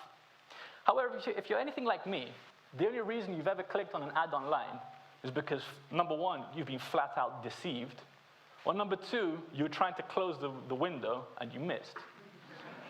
And this is a huge problem for the advertising industry, as why would you invest your hard-earned money into a system that doesn't work? And this is where it starts to get interesting. So the platform's value is the ability to target users that are not only likely to click on the ad with an authentic want, but that are also likely to actually purchase the product at the end of it. And this means that the more the platform knows about you, the more it can specifically target you, the more value it has to the advertiser. And in return, by sharing increasing amounts of data with the platform, they can target you better based on your wants and needs. So how do they actually do this? Well, these companies analyze your data in order to create a kind of profile with all of your interests and what you react to. Now, this began simply by, say, analyzing the users and pages that you liked and followed. But once they could accurately do that, they began expanding what they analyze. And nowadays, just about everything you do on these services is tracked. From your supposedly private messages, to the amount of time you spend looking at each post, even to where your mouse is hovering. They go as far as up and go to sleep at on any given day, due to the first and last use of your mobile device. Now, you can test this yourself. Have a discussion with a friend of yours about something you've never discussed before, and see how the adverts change after a matter of hours or days. So the problem is here that we seem to be forgetting just how much information we share, as we add it bit by bit in what I like to call data crumbs. Sure, that one picture you upload doesn't say a lot, but don't forget that this information is combined. And when it is, it provides an incredibly in-depth picture into your life. And it comes complete with pictures, videos, and commentary from you in the form of comments and messages. Don't forget that this includes things like your life problems, the affairs you're having, the possible illegal acts you've committed, as well as that rash you had in your private parts that you Googled the symptoms for. And we also seem to be forgetting that these companies are privately run, and we have little or no control over them in terms of government regulations and laws. We take it completely for granted that CEOs are only currently interested in making money. But what would happen if one of those CEOs was secretly incredibly racist, or the head of ad policy was a huge homophobe and they wanted to spread their ideology? These two people can affect the thinking of billions upon billions of people. and yet we have absolutely no say in who gets appointed. This problem becomes even more sensitive if you consider the huge advertising budgets that, say, Donald Trump and Hillary Clinton had for social media advertising, as well as the both sides of the Brexit argument. Now, the thing is that these companies are starting to realize just how powerful they are, and they're beginning to test the water to see just how much they can do. In 2012, Facebook was outed for running psychological experiments on unwitting users to see if they could affect their moods in a positive or negative way, with which they were apparently extremely successful. And just a couple of weeks ago, they were outed children as young as 14 who were feeling overwhelmed, defeated, and useless via progress in their sentiment analysis capabilities, which is basically their ability to extract emotions or what you're feeling. Now, let's not forget that this is the company that's pioneering advancements in artificial intelligence, which is basically computers that can think for themselves. Now, I wanted to avoid the tinfoil hat conspiracy theories, but let's just take a second to think about this. What if Stephen Hawking is correct, and AI is inherently evil? We've just handed it the ability to target vulnerable children. And if they can affect users' moods in a both positive and negative way, then it's not too far-fetched to consider that they can target people that might harm themselves and push them to do that, or maybe even commit suicide. Suddenly, Facebook employees became that much more powerful. Now, we're entering a year of the unexplored, as we don't know the consequences of putting so much data. When data leaves your phone, you don't know what's happening to it, who has access to it, or even how. And let me warn you, we're entering a period of time where it's more valuable and sometimes even cheaper to store your data instead of delete it. And it's actively being used to train modern systems such as artificial intelligence and sentiment analysis. No one sits and reads the terms of service that we all rush to click agree on, because it consists of thousands of pages of legal gibberish. But if you could understand what they said, I doubt you'd use the service due to what they disclosed. Or maybe at this point, you simply wouldn't care anymore. Now, I know I focused on Facebook, but believe me, they're only the beginning of the process. Windows 10 operating system is notoriously intrusive and shares just about everything with Microsoft and its trusted partners by far is anyone's guess. So Apple, you send it servers for analysis and in order to improve the accuracy of the service. How long they keep those for, again, no one knows. Popular music identification app Shazam constantly leaves your Mac's microphone on even when the app is disabled. But supposedly now, they don't process that data. Barack Obama was recently quoted as saying, I mean, it is true. If you had pictures of everything I'd done when I was in high school, I probably wouldn't have been president of the United States, with a cheeky chuckle. And continues to say, so I would advise all of you to be a little more circumspect about yourself pictures of.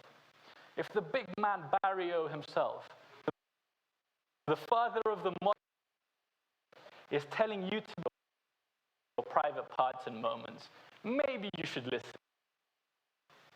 But now, see, the problem is that I'm not telling you to denounce all things tech and go completely off the grid. But all I'm saying is that moving forward, we'll be sharing more data, and as we do so, it becomes more sensitive. As we've seen, all of this data is also at risk. We're already sharing biometric data with our phones, such as face scans and fingerprints, in order to unlock them, as well as some basic medical data. But if this data gets stolen, it's permanent. As no one realistically says, oh, I'll just pop down to the plastic surgeon for a quick password change, right? And there's an old Islamic saying that fits perfectly here. Trust in Allah, but tie up your camel. Have faith in these services, but protect yourself. Thinking, okay, I've said all these things. You do. The first thing I suggest is that you take back control of your devices. Use them as they want you to. Disabling your lock screen notifications and vibration, messaging and social can truly help out. battery percentage, as you can eyeball it and really what percentage it's at. Two things can hugely reduce the amount of stress in your life and the amount of time you spend looking at these devices. Go through your settings on social media accounts and make everything as private as possible. You really won't miss out on anything, and your friends will still be able to find you. A big problem is the apps ask for access to, for example, your media library. With that one click, fully uncontrolled access to all of your pictures as long as it's installed. What's worse is there's as to when these things are banned. And the same goes for your microphone, camera, and GPS. Go to these apps, and they continue to work absolutely fine. Instead of saving that image, send yourself the URL and save it safe from your computer. Be suspicious. Go through your list of all the installed apps on your phone and disable access to things they shouldn't have. If you can be bothered to, turn off all this access each time you stop using the app. I know it sounds tedious, but it's something that you need to be doing in order to keep yourself secure. Something very important is to use multiple personas online. Use one for social media, one for different email address.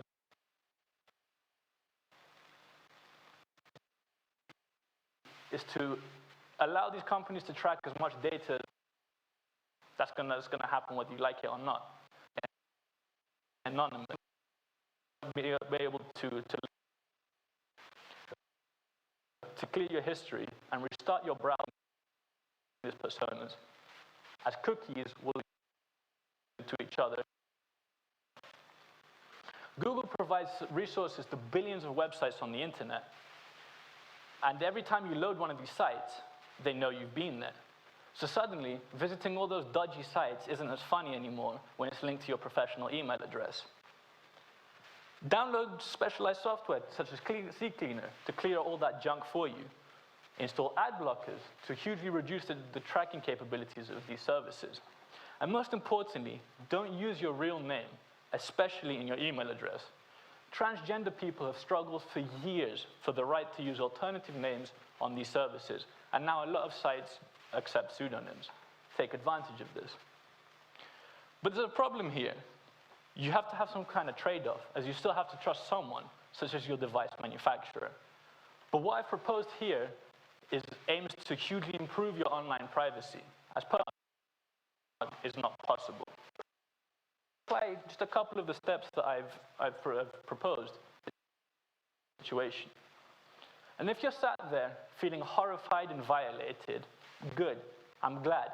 Because these companies need to hear that the way they're acting is unacceptable and that they need to change. Thank you very much for listening, and I hope you learned something today.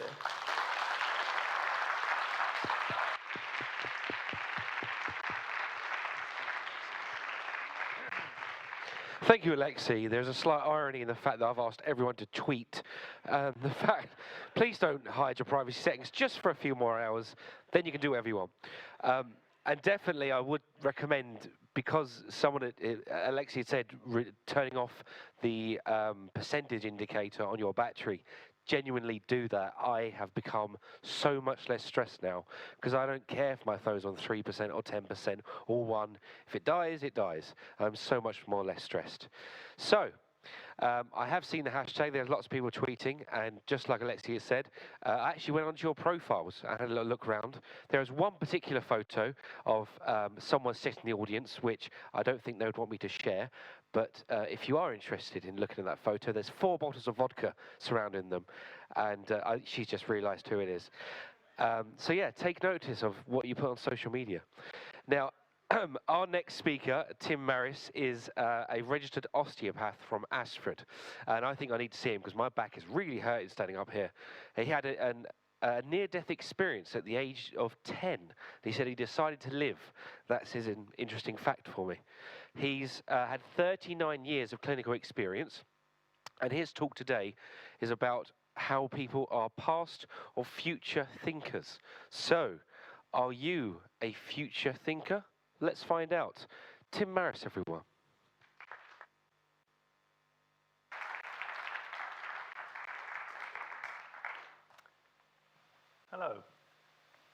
So the big question is, are you a future thinker?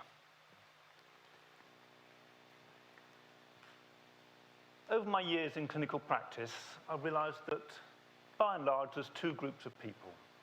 There's future thinkers and there's past thinkers. And very few people are actually living in the present. So what do I mean by this? Well, future thinkers and past thinkers, they think very differently from each other. They act differently from each other. They even speak differently from each other. And they even stand differently from each other. So, are you a future thinker? Future thinkers, they're the sort of people who are juggling lots of balls all at once. As a consequence, they're having to think about many things going on all the time. Because they're thinking about so many things all at once, their thinking gets speeded up. Their speech pattern, they have to speak very quickly to get everything, all the words out of their mouth, because they've got so many things to think about and so many things to tell you. Their actions will be a bit more jerky, because they've got so many things to do, so many things to get these words out, they've got so much to tell you, because they've got so much going on. This is the future thinker. Now, as an osteopath, I also noticed that these people, they stand very differently from other types of people. They tend to stand with all their weight on the fronts of their feet. So they tend to stand leaning forwards to the point where they're almost falling over. And I thought, well, why is this? Why are these people standing like this? But only the trained eye would notice it. Because what they do, all their weight is on their toes, like this, as if they're about to fall forwards. But the brain is a clever thing. The brain says, whoa, safety first, I've got to stop falling over. So all the weight's on the toes, but the back then says, if I do this, I'm not going to fall over, but the weight's still on my toes and my heels are still lifting off the ground. But sadly, the ceiling's not very interesting. So I do this with my neck and shoulders. And then I have this posture of standing like this. And after a while, my back aches and my neck hurts. Now, the future thinker, they're thinking about all the stuff that's coming up in their life. It's as if they've got this big, enormous carrot in front of them that is literally pulling them energetically towards it. It's a bit like the donkey who's got a carrot in front of him, but the difference is the donkey sees the carrot. Future thinkers have got the carrot, but they don't see it. But it's there energetically pulling them to all the things they've got to do. I've got to think about this, I've got to do that, that's coming up, I've got my exams to take, I've got this big meeting to do, I've got to prepare for the TEDx event. It's all there, having to get ready to work for it. But we mustn't fall over. So we're on our toes, my heels are lifting up off the ground, but I do this, I'm not falling over, but I have to do this because I don't want to look at the ceiling. You might find there's a few people who look like this. I've exaggerated it, but these are real postural realities.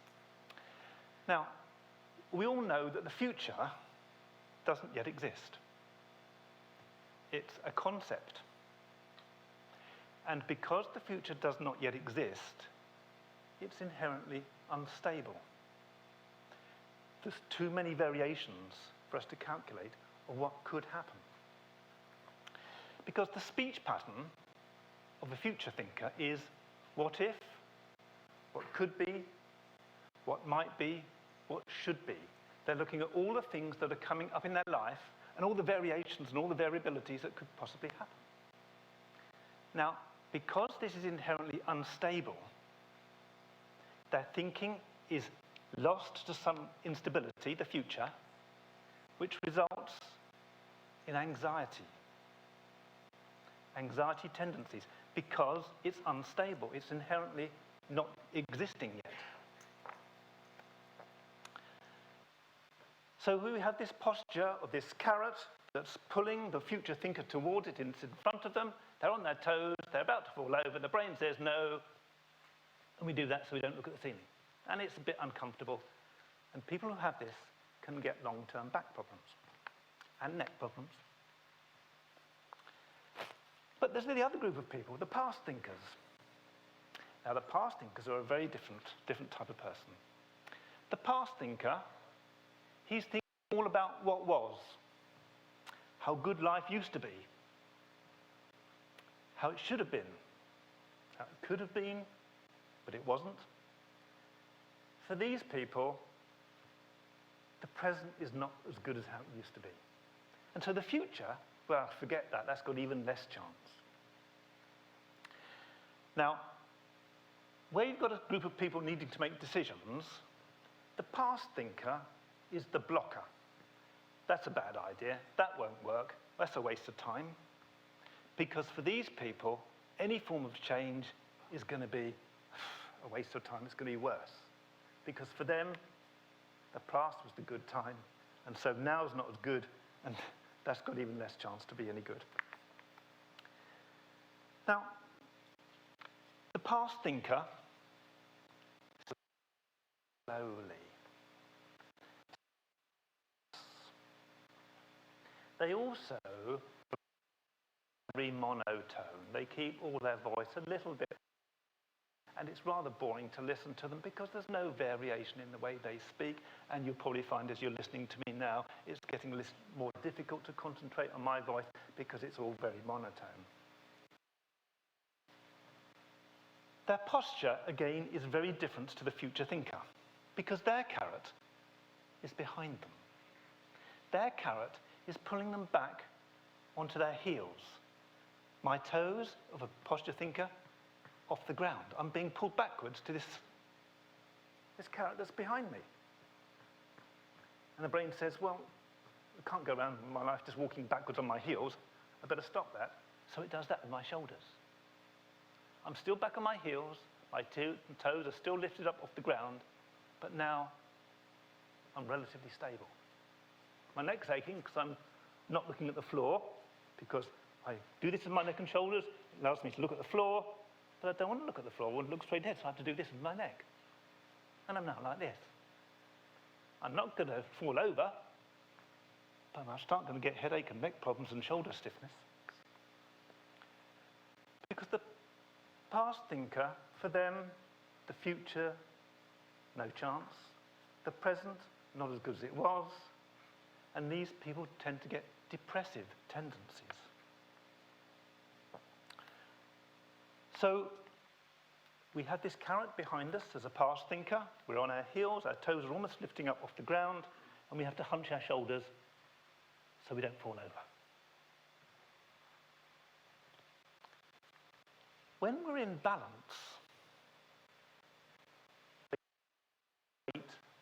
between our toes and our heels, as a consequence, all our postural muscles have to work less hard. When your muscles work less hard, you have more energy for your life and what you want to do. When your posture, so the future thinker, like this, or a past thinker, like this, it puts tension on your body muscles, joints, ligaments, but it also affects your internal organs, your blood vessels, your arterial system, your venous system. Everything gets disturbed mechanically, and the body function becomes less efficient and effective. Your health will be affected as the weeks, months, and years progress. Properly. Now, I want you to bear in mind, we don't have any accidents, but I'd like you to all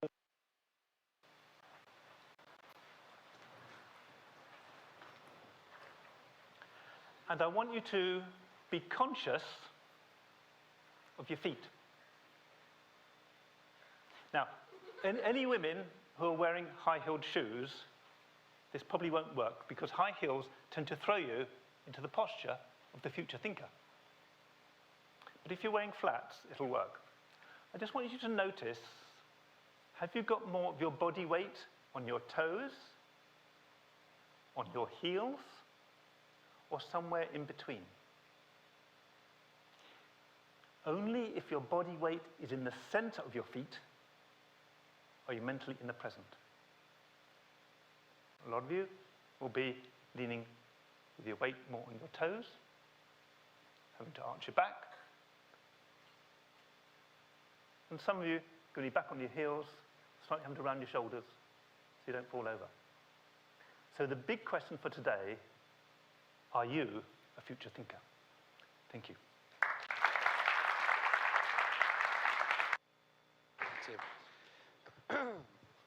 Thank you, Tim. Okay, while everyone settles, our next speaker is a TED Talk, again, a video TED Talk, and this one is about genetic research. I'm really interested. This one is apparently a fantastic TED Talk. Not that anyone hasn't been fantastic, but this one is apparently very good. So we're going to view that. Don't forget the social media competition is still running. Someone has said that I should be a game show host at some stage in my life. Bradley Walsh, move over. There's a new man in town. If he's watching, I am looking for a job, so tweet me at Dave Kokoza. On to our video speaker. This is about genetic research, and we'll come back and see you in a bit. See you.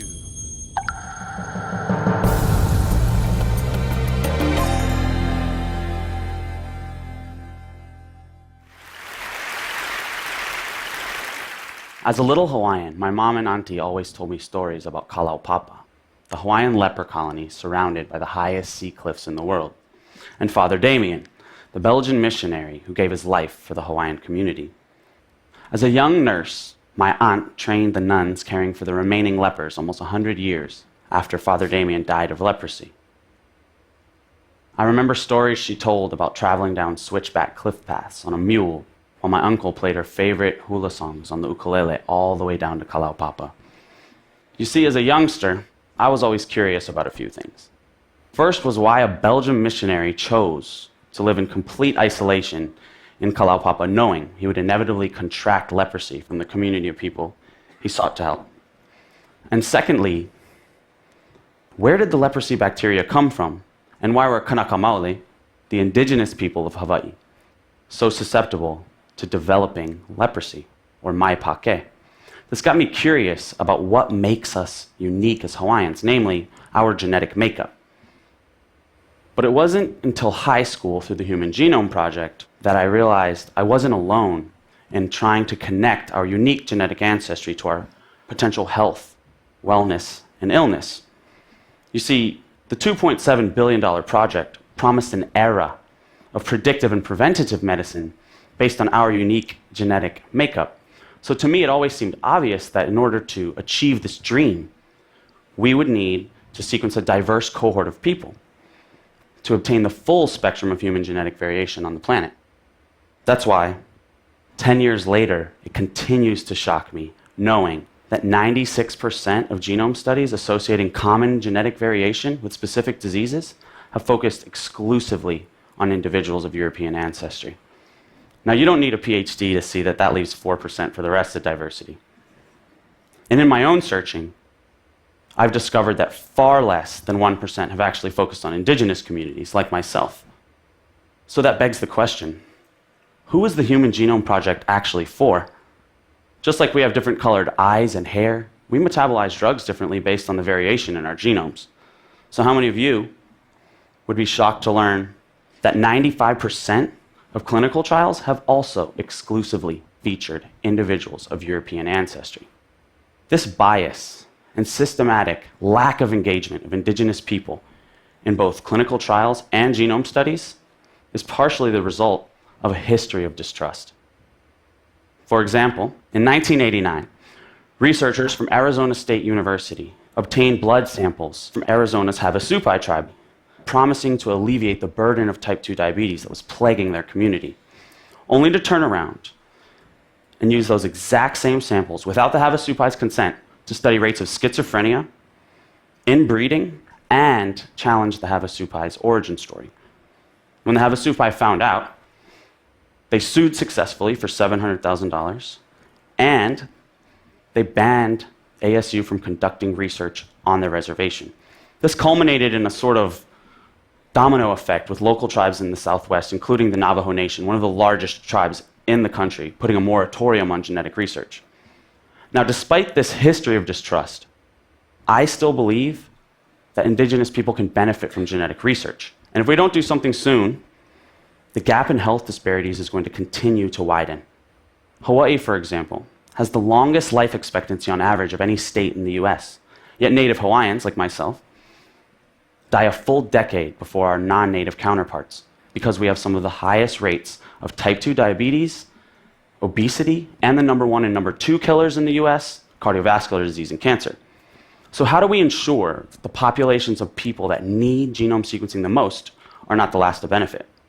My vision is to make genetic research more native, to indigenize genome sequencing technology. Traditionally, genomes are sequenced in laboratories.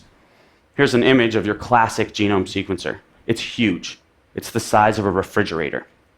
There's this obvious physical limitation. But what if you could sequence genomes on the fly? What if you could fit a genome sequencer in your pocket? This nanopore-based sequencer is 1/10,000th the size of your traditional genome sequencer. It doesn't have the same physical limitations in that it's not tethered to a lab bench with extraneous cords, large vats of chemicals, or computer monitors.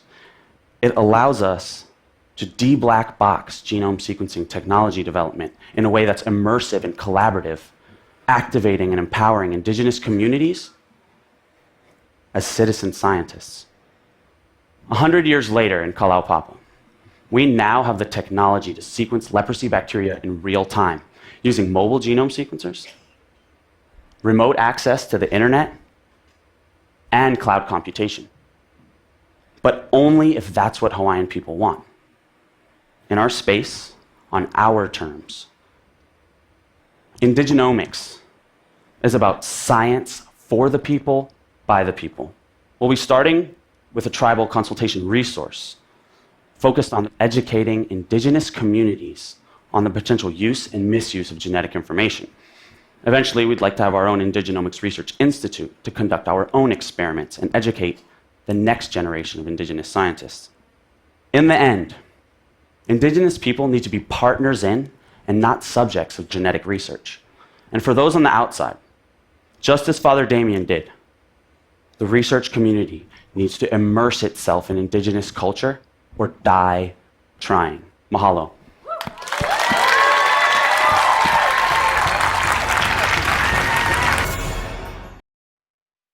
People need to be partners in genetic research. Just as Father Damien did, the research community needs to immerse itself in indigenous culture. Trying. Mahalo.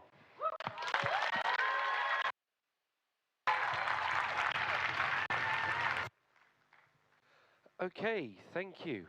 So this is going to be the last talk of this part before we go to a break, and then there'll be coffee, teas and biscuits and so on and so forth. So, someone said that I should be a game show host, so I'm just going to fill some time while we get someone mic'd up back there. Have a joke. Here you go. I've got to think of the spot of one now. What cheese do you use to hide a small horse? It's mascarpone. Aha, someone knew that already. Thanks for ruining my joke. Okay, I think we're good to go now. So Professor Alex Stevens is our next speaker. Now, Professor Alex Stevens is a professor, would you guess it, in criminal justice at the University of Kent here. And he's president of the International Society for the Study of Drug Policy, also the senior editor of the International Journal of Drug Policy. There's a lot of accolades here. Member of the UK's Advisory Council on the Misuse of Drugs. And he's worked in the field of drug policy since 1991. I'm sure many of you were born after that. Most recently, he has carried out research on the prevention of drug-related deaths And in 2016, just last year, he co-chaired a working group on drug-related deaths and led work on its report reducing opioid-related deaths in the UK. So I'm very excited to hear what Professor Stevens has to say. So without further ado, let me introduce him, Professor Alex Stevens.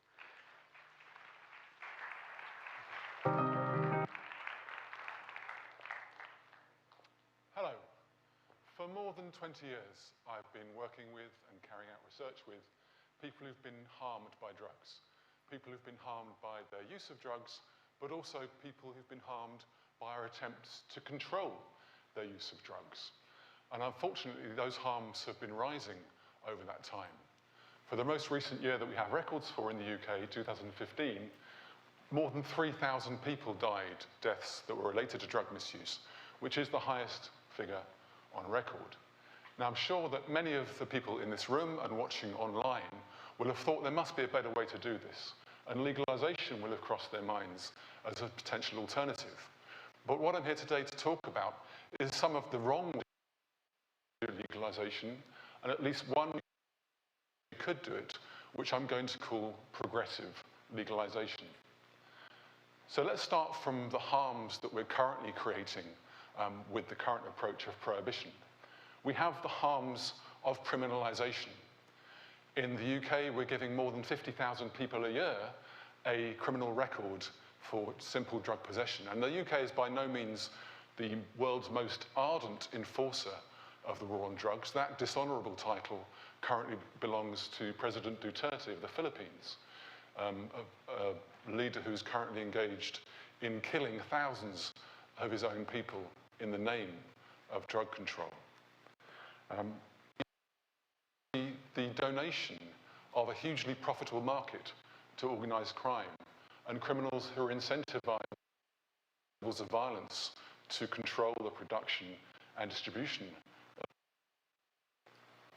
And these substances are often produced and distributed in forms that are highly unsafe and used in circumstances that are unsafe and unhygienic.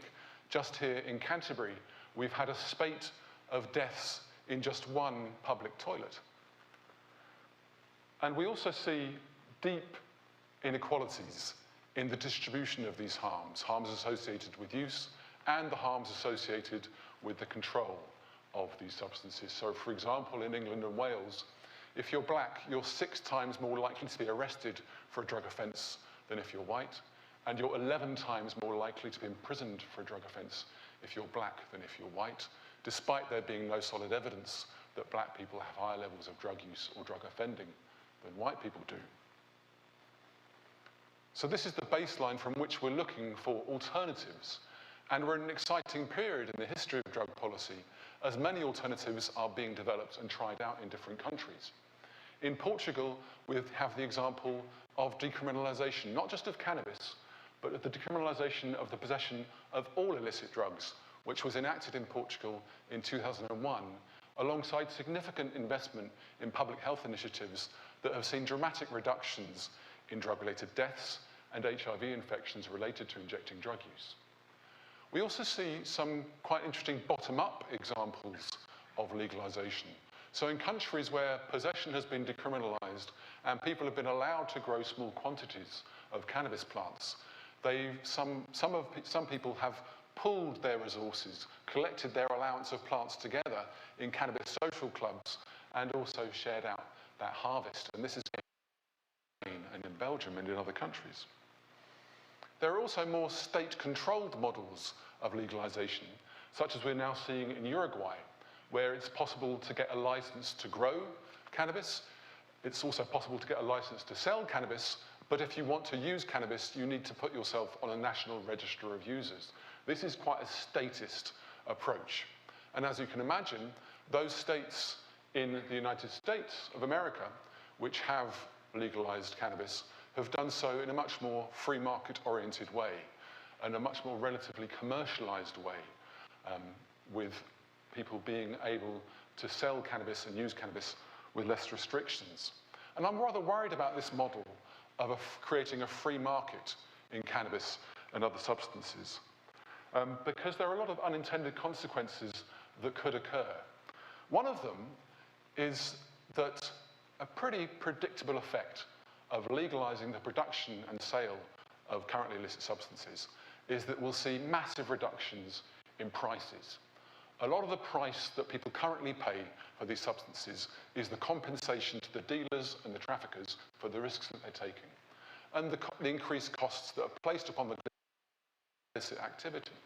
And it's been estimated by John Colkins, a researcher in the United States, that if there were to be a legal market in the production of cannabis, the price of production, the wholesale price, would fall from currently above $3,500 per pound of cannabis to less than $500 per pound, and even less if cannabis production moved out into lightly regulated open-air farms.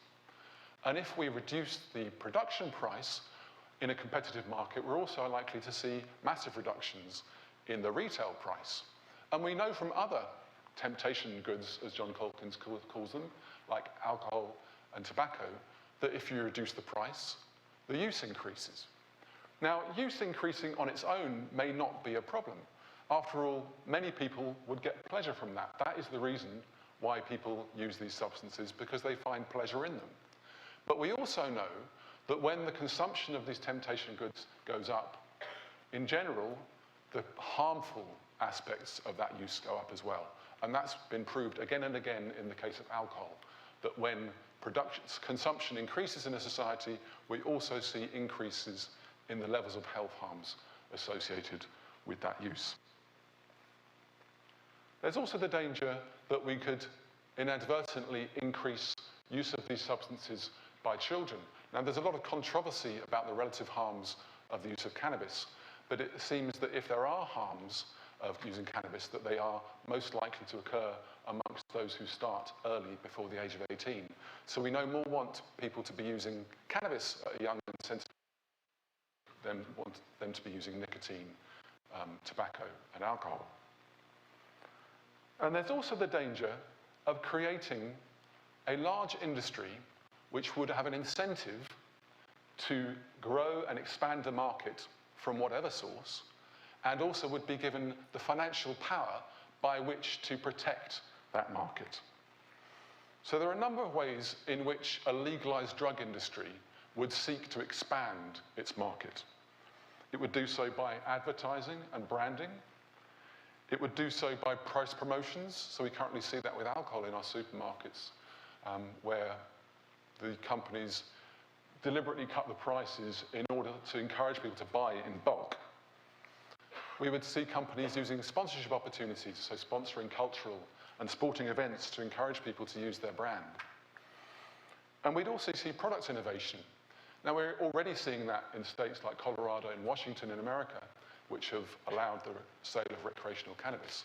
We're seeing people moving away from just the herbal or resin product into waxes, oils, tinctures, vaporizers, edible products, and even infusing cannabis into sweet drinks. Now, some of these innovations might be less harmful.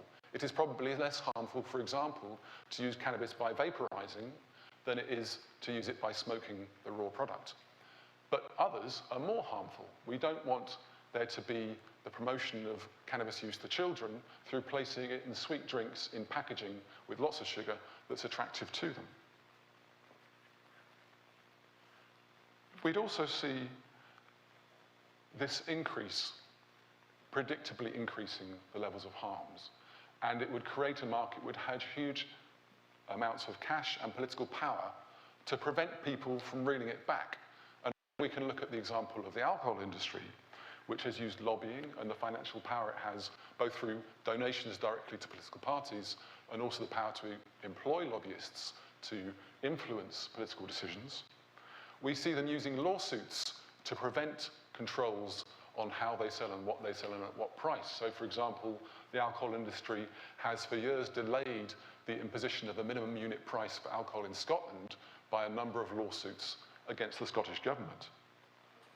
We also see a phenomenon of regulatory capture, where representatives of the industry are invited in to help the government decide how their own industry should be regulated, obviously leading to influences towards an expanded and protected market.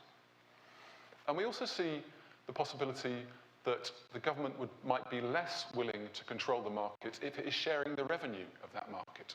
So for the industry, a lot of the difference between the price of production and the price that smokers are paying in the shops, the government, therefore giving the government less of an incentive to reduce smoking and its harms overall.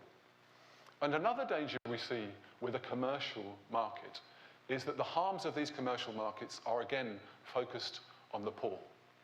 There's lots of research suggesting that the density of alcohol outlets and the most damaging types of alcohol outlets are placed in poor communities, and certainly with the gambling industry, we see a very strong concentration of gambling outlets and the harms that are associated with them in our poorest communities. So what I'm saying is that there are ways of doing legalization that would predictably increase harms. And I want to suggest to you an alternative that would have a better chance of reducing harms, and I call that progressive legalization. It's progressive for two reasons. The first is that we start small, and if that succeeds, we expand the focus of legalization. The second reason is that we do it alongside attempts and efforts to reduce inequalities and health and inequalities in the distribution of criminal justice harms. So when I say small, let's take the example of cannabis. Well, decriminalize that, the possession of that, alongside probably the drugs, that criminalizing possession actually reduces the harm. So that's a starting point. Then we could think about allowing people to grow their own cannabis, perhaps a few small plants. We could think about allowing people to pool their allowance of cannabis plants in social clubs to which only they would have access. We could think about moving that into shops and retail outlets, but licensing those and placing it under strict conditions, including controls of the price, controls of the product type, controls of the product content to regulate levels of THC and CBD within the products that are sold. We could certainly put in this country a ban on advertising and branding. If we're going to be selling cigarettes in plain package, there's no reason why we shouldn't also be selling marijuana or cannabis in plain packaging and not allowing people to promote on the packaging. And we might also want to think about hypothecating the tax revenues. So instead of sharing all the revenue with the government for general, we could think about making sure that any tax revenue is towards reducing the related harms. So prevention programs spent on treating the harms that are related. This progressive legalization is to reduce the health inequalities that are so deep in our society. Since 2010, infant mortality in this country has been increasing in the poorest social groups. In 2015, that increase was so large that it drove an overall increase in infant mortality in the United Kingdom. And similarly with drugs and the related harms, we see massive inequalities.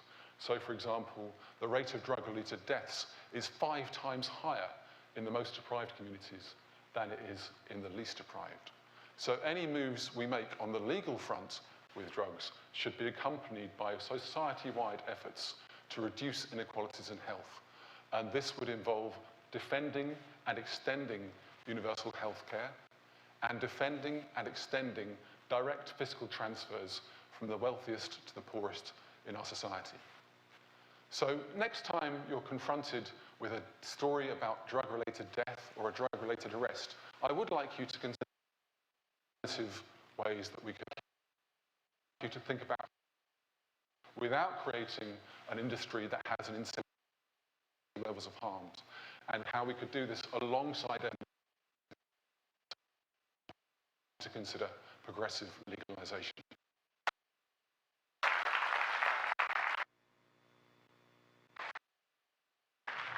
Thank you, Professor Stevens. Okay, so we're going to go for a very short break in a minute, should I say, and if you can aim to be back here by 2:20 at the absolute latest, please, so we can carry on the last part of the day. Thank you to all of our speakers that have been here so far. I'm sure that you all found it very exciting and interesting, and we've got some more interesting talks still lined up. Big shout out and thank you to KTV, who are broadcasting this for us live on YouTube across the world with our viewers in Brussels as well. Love you too. And just last thing, if you go outside, you might have picked up one of these little contraptions. So this is where you get to use and view your holograms. So if you go to the YouTube link that you can brochures and these little booklets. So the holograms. Make sure you have a look at those and simply fold like so and screen, and you will see a little very cool shout out to our designer Amber. I hope I've got that right for doing these. Hey, a big shout out to those. Yep, these guys are putting hours and hours of work putting all this together. So, have some teas, coffees. Don't forget, this is the last chance, and when we come back from the break, I will be announcing the winners of our Twitter competition. So feel free to do a bit more tweeting if you want. Hashtag is TEDxUniversityofKent. Can't be anything shorter. Those are the rules that we've been laid down by TEDx themselves. So it has to be that hashtag. Have a nice break. See you on the other side. Thank you very much.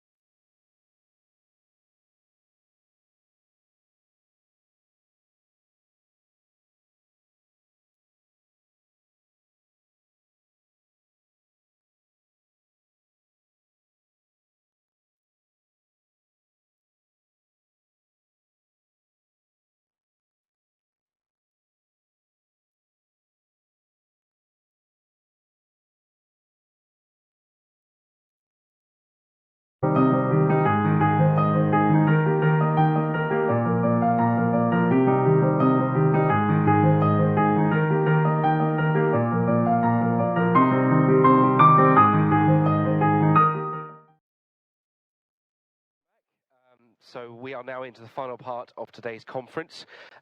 We have a couple of things to do before we go on to our speakers. So the first thing is, you need to have a little explore under your seats, because we've actually hidden some gifts under there for some people. You will find, randomly, we've put these under a seat, a meal to Happy Samurai. So if you have a look under your seat, you may find one. And if you got one, just hold your hand up and show us. They're little, so you got one up there, there's 2, 3, yeah, there's a few there. Okay, right, so we put those under some seats random. Don't worry, there is still a chance to get something. And it's time for me to read out some of your tweets. Is Emily here by any chance? Is there an Emily here whose birthday is very soon, apparently? Yeah, there she is. Okay. Now, her friends have kind of dobbed her in and said, can we sing a happy birthday to her? And of course, the answer is going to be yes. So, I can just about see you. So we're going to sing you happy birthday. Hope you don't mind. When is your birthday? It's not even close. Have your friends lied? It's in this month. Well, that's close enough. Has anyone got a birthday that's anywhere closer? Well, there was a hand that kind of went up there. When's your birthday? Okay. This is a competition now. When's your birthday? 29th. Okay, we can have both happy birthdays. So we've got an Emily, and what's your name, sorry? Valeria. Okay, so after 3, let's sing a nice little happy birthday to them, and we'll get on with some prizes. So 1, 2, 3. Happy birthday to you. I'll let you go on. Happy birthday to you. Happy birthday, dear Emily and Valeria. Yeah, those people. There we go. Thank you very much. Give them a round of applause. I've got a couple of thank yous here as well. So to Anya and Jacob, sorry, should I say, thank you for putting together the programs last night, working until a ridiculous hour to put these together, and for putting a lot of work into this and actually buying some of the gifts for everyone today. So parents and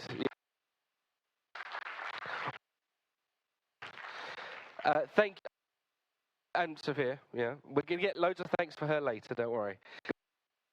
Golb as well, and the volunteers from KTV watching in Durham, Cape Town, Scotland, France and Brussels at the moment. For you international friends. So, to announce the winners of our competition, we've had a lot of tweets in, should I say, so thank you very much. Personal favourites that I just wanted to read out before we go. And the hashtag was TEDxUniversityofKent. First of all, Sarah Twist. I can never remember. Is it Sarah? Sarah Twist. Okay. Also known as Twisticle on Twitter. Says, shout out to the girl for correcting the wonky F. It's been driving me insane all morning. And then tweeted a load of times. Shout out to Mortadella. Who's Mortadella on Twitter? Oh, you're there. Okay. You've tweeted a lot, and in particular, I really enjoyed the one you said about. I've missed it now. Here we are. It's going. There's so many tweets. Something about Biggie Smalls, but I'm not going to read that out. No, you don't want to know. So both of you have won prize. Thank you very much for sending in so many tweets, because you tweeted non-stop. And so if you come see me at the end of this, we'll give you the prizes. We'll just do a prize draw. One is a meal for 2 at Mungo's, and the other one's a meal for 2 at Happy Samurai. So if you could both see me at the end. I feel like a teacher when I said that. And there's loads of good tweets, so I'll have a look through those. Thank you so much. There will be maybe some prizes as well. But without further ado, let's go on. I'd like to introduce you to our next speaker. Now, I've been trying to pronounce her surname all day now, so if I get this wrong, I'm really sorry.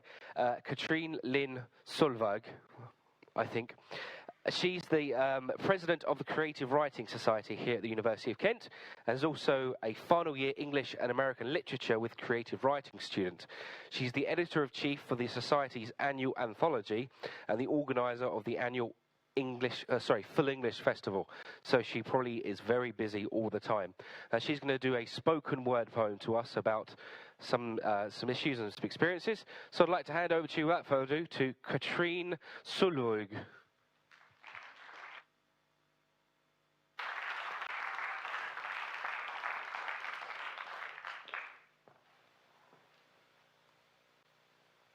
I have an idea.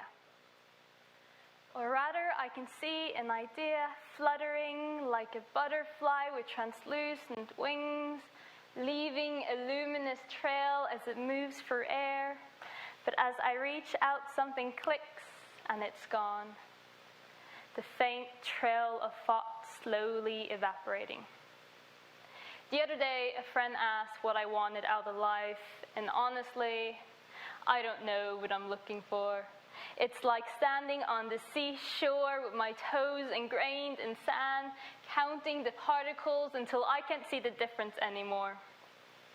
Trying to pinpoint a goal for me is like swimming through a rainbow ocean, shifting through color seasons. Like any childhood is filled with an odd selection of potential careers. Lawyer, geneticist, psychologist, editor, novelist. However, never in my wildest dreams did I imagine I'd stand upon this stage today as a poet. You see, my discovery of poetry was a rumbling through paper shards, waddling across a sea of possibilities. As words began to arrange themselves within my head. Through my university degree, I discovered sentences ingrained with magic. Among the static of vowels and consonants, their simple enigmatic phrases conveying a lifetime of emotions, an infinity of what could have been within the constraint of just a few words. And I don't know about you, but whenever I see something amazing, my first thought is usually, how can I do that? A process which has left behind a bumpy trail of discarded hobbies as I wobble over abandoned projects towards something new. In this instance, the new is a plethora of half-used notebooks. Their cluttered pages with cherry-picked phrases from every nook and corner, placed without the context of their discovery. I'll copy-paste the presents across the white page, arrange and rearrange again until the collage becomes unrecognizable. Undeniable equivalent of a child with macaroni and paste just with words. Journey will end, nor what I will end up with, each poem a surrealist discovery within itself. But whenever I'm faced with a page, I remember that even when I don't know what comes next, the only way to find out is to start writing. So here is my manifesto. To always follow my creative flow no matter where it takes me. To dive deeply into the unknown despite the belly-flipping ache each time I take my place upon the stage. During my first year of performance poetry, I ran into an older poet in the girls' bathroom. We joked about our nerves and warmed each other's hearts with our smiles. She told me that every week she likes to try something new. Something a little scary, a little terrifying, to run headfirst into the unknown, knowing the fear will awaken her heart. Now she's an artist. Her only regret, she'll tell me, is not having followed her dreams earlier. And that kind of sunk in. It makes me wonder what we mean when we speak of the unknown. If we can break away from the pre-sewn fabric of our future, or if it ever existed to begin with. If it's a path splitting off into a million possibilities, or simply nothing. I imagine the unknown as a day at the beach. I know I'll find sand, shells, and seagulls, not to mention the ocean, but I can neither pinpoint my emotions when I get there, nor the weather. Maybe I'll be soaked within the first 5 minutes and escape into a cafe. Maybe I'll find a pastel-painted sand dollar to present to my grandfather, a token of my journey when not at home. Maybe it's so windy I decide to hide behind the boat, only to meet its owner explaining how this used to be a fisher's town. Maybe it's just sunny and I enjoy its warmth. This is my unknown. the undefinable possibilities which await the second we decide to leave our comfort zones. I could have stayed at home those days, binged a show on Netflix and felt safe, but I wouldn't be the me I am today, and I wouldn't have those memories that accompany me on the way. The first time I performed, I screwed up. I got to the stage, stuttered a few words, and went mute, paralyzed by acute fear. Then something funny happened. The roaring of overpowered by the sound of an audience asked me to try again. This time flying through my poem as smoothly as electricity for copper, like a chopper rushing by, knowing it will soon reach its destination. It's at moment I realized that the best things in my life came unexpectedly. Gone, plan washed away by a bout of pouring. The future remains unimaginable. Not because, oh, not because I have yet to meet the catalyst thing up like a snow globe.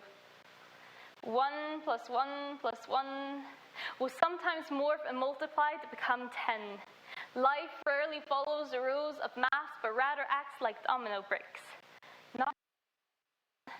And the trail expands in unknown ways, like waves crumbling ashore.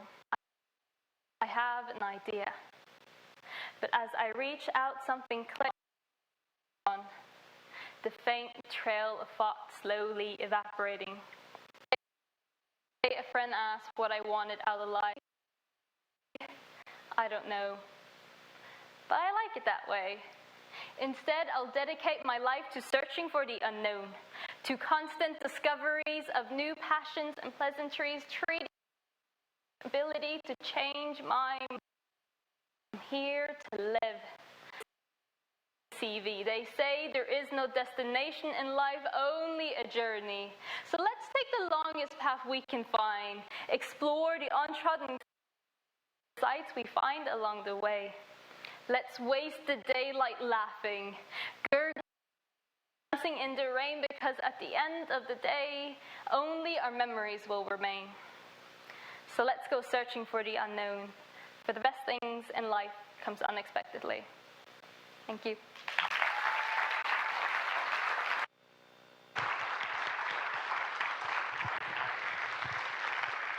Thank you very much, Katrine.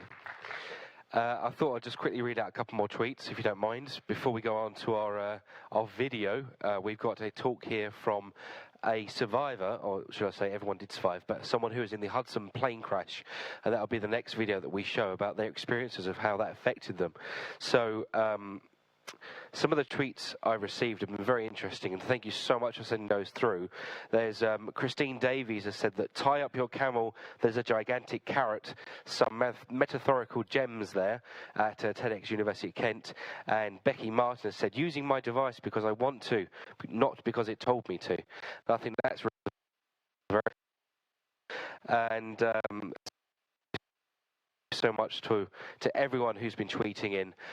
Thank you, I really appreciate it. So, without further ado, let's go on to our video from a TEDx conference about surviving and how the Hudson River crash affected them.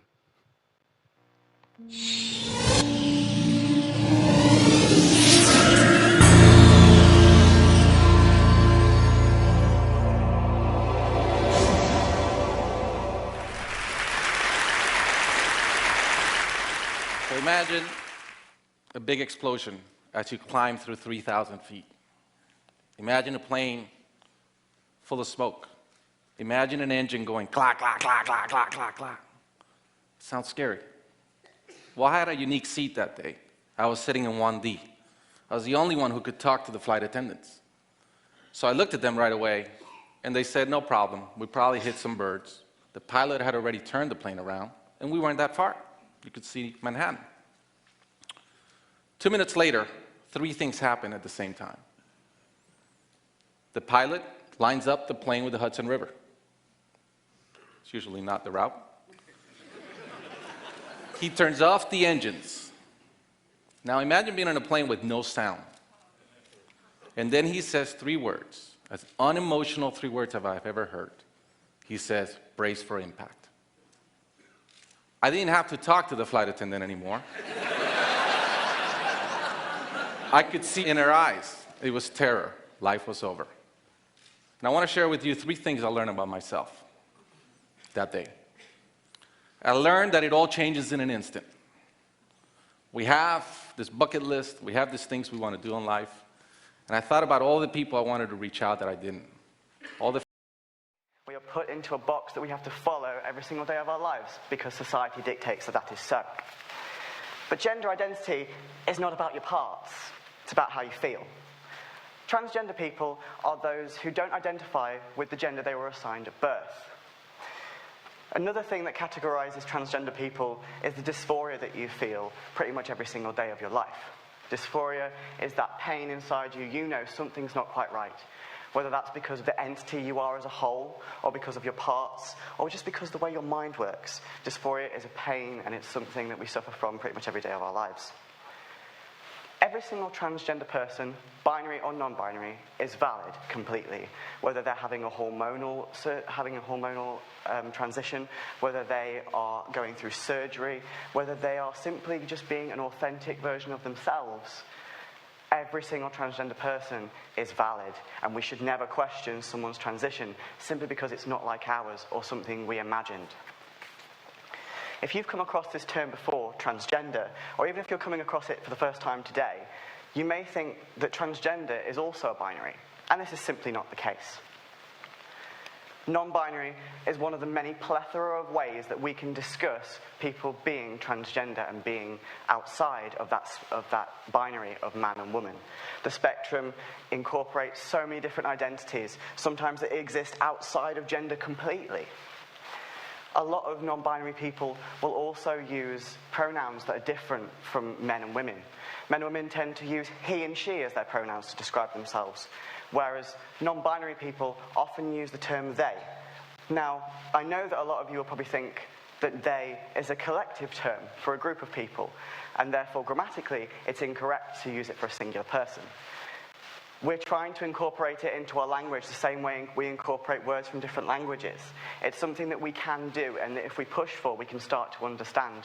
The more that you do it, the more that you help people like me. Another pronoun that's sometimes used is Z. This isn't as popular as they, but it's something that some people use, so please try and respect people's pronouns no matter what they are. My own experience of coming out took a long time. I'm only 23, so really in the grand scheme of things, it didn't take that long. But when it comes to every single day of your life, every day drags on. And when you know that you're not being your authentic self, you're not telling the world who you truly are, that becomes longer and it becomes more arduous and more tiresome. I came out as bi at the age of 15. I came out as gay at 17. I came out as non-binary at the age of 21, and finally I changed my name, and I feel so much better for just being able to be my authentic self. Like I've said, it took a long time. It also took a shed load of support. I have my friends around me, I have my family around me, but at the time of my transition, when I was really figuring out what was going on, I had a group of trans women who sat down with me and answered my questions, who made me feel so secure in myself. I could ask anything. I could tell them anything. And they would say, you know what? Just be you. Just be happy with the person that you are, and everything is going to be fine. So the way I'd like to introduce non-binary to you today is talking about the impact of being non-binary on people's lives like my own. The first thing I'd like to talk to you about today is the fact that we have to out ourselves pretty much every day if we want to be visible. If we want people like you to understand who we are and what that means to be us, we have to tell you who we are. We have to explain that we're non-binary. We have to explain our pronouns. We have to explain ourselves to you and hope that you understand, or at least that you're going to try. This is very scary. And a lot of the time, I try and pass as male because that's easier. I'd rather not do that, but I'm just so scared of rejection that it seems so much simpler to just say, I'm a man. I don't want to do that anymore, and that's why I'm on this stage today, because I want to make sure that I'm visible, that you know that I'm proud of who I am, and that I don't want to change for anybody. The second thing I would like to talk to you about is the use of public bathrooms. Now, for the majority of you, going to the bathroom in public is as simple as walking through a door and doing your business. For non-binary and trans people in general, it's not that simple. A lot of us will stand outside a bathroom for about 10 minutes just figuring out which one we're going to go into. The reason for this being that if you go into a man's bathroom and you look too feminine, there's a very high verbally abused or physically abused, or both. If you go into a women's bathroom and you look too masculine, you're probably going to make those people feel quite uncomfortable in that space, and again, potentially suffer from verbal abuse. You may say to me, Grayson, why don't you just use the disabled bathroom? It's not gendered, it makes a lot of sense, it's accessible for you, just go in there and stop whining. However, disabled bathrooms are not there for people like me. They're there for people who are disabled, and I am not. That disabled access is there for easy accessibility and there for safety of disabled people. Therefore, by going into that space, I'm taking advantage of this space that doesn't belong to me and it doesn't suit me, and I don't like that. One time, I went into a disabled bathroom because there was no other option. The other two toilets were being cleaned, and I really needed to go. So I went into that disabled bathroom, thinking nothing of it, and when I left, a woman on crutches who looked very angry said to me, "You don't look very disabled." I had no idea how to respond to that. That was terrifying. I tried to explain what was going on, that I simply couldn't use the other bathrooms, and I felt guilty as hell that I couldn't get out of that situation. Another issue with disabled bathrooms and bathrooms in general, and the fact that we don't just have gender-neutral bathrooms as an option, is the fact that there are so many people who are so afraid to use the bathroom in public that they will cause themselves to have urinary tract infections, which can lead to kidney infections and bladder infections, and ultimately hospitalization. There are people in this world who are so afraid of using the bathroom in public that they've been hospitalized and catheterized. Doesn't that seem just a little bit ridiculous when all we could do is put a gender-neutral sign on a bathroom and say, "You're all bloody well welcome to go here"? The next thing that I want to talk to you about is the fact that legally, I don't exist. Legally, I do not have a document that says that my identity is valid. Just like this person on the screen, I want to be valid. I want to put up a picket sign and say, "Look at me and accept me and give me some legal documentation that says I am allowed to be here." My passport says I'm male, but I'm not. But that's the closest thing that I could get to being my authentic self on paper. Another thing that goes along with legal documentation is the fact that if I wanted to get married to my partner tomorrow, I'd have to be a husband. I couldn't be just a spouse or a partner. I'd have to have that male label attached to myself, and that's not something I want to do. But I really want to get married one day, and so I'm really hoping that over time we can change these viewpoints and change legal documentation so that I can get married as the person that I authentically am. The trans community is often very loving, very supportive, and a place that I'm proud to be part of. But sometimes the worst attacks come from within my own community. It's really hard to face up to the fact that there are trans people who don't think that my identity is valid, that don't think that I should exist, call me names and think that I don't belong here. I do belong here. But when you have that safe space taken isolated, we are not all androgynous. We don't all look like this. Some people are more feminine. Some people are more masculine. Some people just throw on clothes in the morning and don't care what they represent. They are just themselves. And that should be okay. One thing, though, that makes me really happy about this world is the fact that there are loads of medical professionals who back us now. These medical professionals work in a place called the GIC, the Gender Identity Clinic. There are several of these all over this country, and I'm really lucky to be a part of that system. These professionals help people like me who want to have a hormonal transition, who want to have a surgical transition, who just need help from someone who really understands what it means to be transgender. 3 years ago, I went to my first appointment at the GIC in London, and they told me there was a very high chance they would not endorse me. The reason for that being that I was non-binary, and I'd been open about that. I hadn't gone in saying I'm a trans man to get ahead, because I could have done that. Much simpler if I'd have lied. But I told the truth. And I was told that that wouldn't really help me, because there was no data to back up the fact that I exist, and there was no data to back up the fact that they could help me at all. 3 years down the line, everything has changed. And it's changed because people like me have said openly that they are non-binary. Pronouns are being used that are correct, and they're asking me if I'm still using these pronouns. They're asking me what I want out of my transition, and they're putting all of the control of that transition on me. And that feels amazing. This makes me so pleased. But sometimes this progress is tainted by the fact that general practitioners can still use their power to stop referrals from being given to people like me. If your GP says to you, I'm not going to give you that referral, it's simple. You're not going to get that referral. You're not going to be able to go to the GRC. You're not going to be able to get your surgery. And if that's what you want, hearing that ruins people's lives. I was really, really lucky with my GP. My GP that I went to at the time was the one that was the expert in transgender issues. I walked into that room thinking he would understand everything I was going to say. It was going to be amazing. I sat down, I explained myself. He didn't have a clue what I was talking about, even though he was supposed to be the expert. But he was kind enough to say to me, you seem to know a lot more than I do, so here's your referral. I was so lucky, and there are so many people who are not as lucky as me, and that makes me really sad.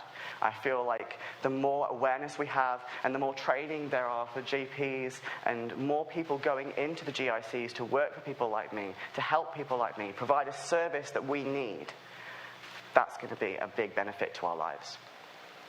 I would like to end my talk on how you, everyone, can be a good ally.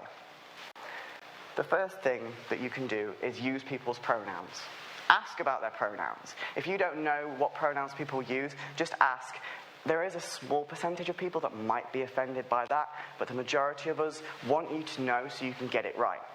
Another thing with this, if you get it wrong, don't stand there and spend 5 minutes apologizing.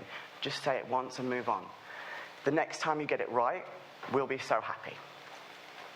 The second thing is, don't assume anything about someone's gender, especially when it comes to the bathroom. If someone spent 10 minutes outside that bathroom figuring out which one they're going to go into, and you question it, I'm sorry, but I don't really care about your input. Don't give it to me. The third thing is petitions. There is progress happening right now. There are people who are putting petitions out there to change things, to change the lives of people like me and my friends. Sign these petitions. Go out of your way to make a point about the fact that you support me. You support people like me. The last thing that I'd like to say is that I just want you to understand me. I want you to understand people like me. And if that takes a lot of effort, fine. Please try and make that effort.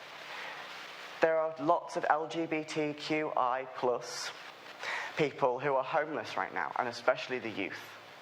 And this is due to families, parents, grandparents, distant family members not supporting the transition of a young person. If someone comes to you and says, I'm confused, I need help and I need your support, please, even if it doesn't make much sense to you, give it to them. And try and go out of your way to find research, find data to back it up. It's out there and you can find it. Every single person's journey is long and hard, and it's an individual thing. But we need the rest of you to support us. We need more allies. And I really hope that every single one of you here can be that for us. Thank you.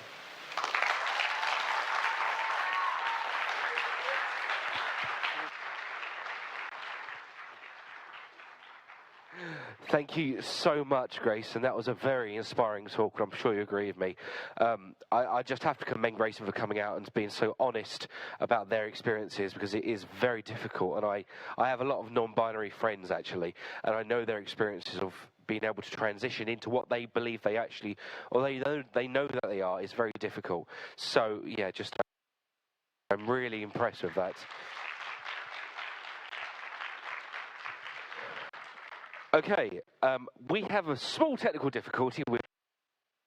So Maisie, our event producer, is just going to quickly slide. No, okay. So we're going to find that very quickly. In the meantime, I'm going to have to fill some time. And you don't want more jokes, do you? Really? Really? I mean, that was the worst joke I came up with about cheese. You want a cheese joke. What do you call cheese that isn't your cheese? Okay, so you all know, most of the people know these jokes. So why on earth would I want to say them? Need me. You just talk with me, do jokes. Thank you. Honestly, I can't thank you all enough for coming today and giving me some and annoying my. This is my. We actually got engaged 1 year ago. Pretty. It was almost 1 year ago to the exact day. So yes, we're going to have a little celebration later tonight. I'm sure of it. So yes, that's. Come on. So, sorry, hi. We have a small technical difficulty going on at the moment, and we've lost the video out of the presentation. So what I'm going to do is, because, you know, as these things go, I have no internet connection either now. So we're going to try and make it, sort of fix it. So I think we should move on to the next speaker, and we'll fix that in the meantime. But thanks for bearing with us. So, and I love you too. Oh, God. Thanks for that, Maisie. Maisie, everyone. Thank you so much.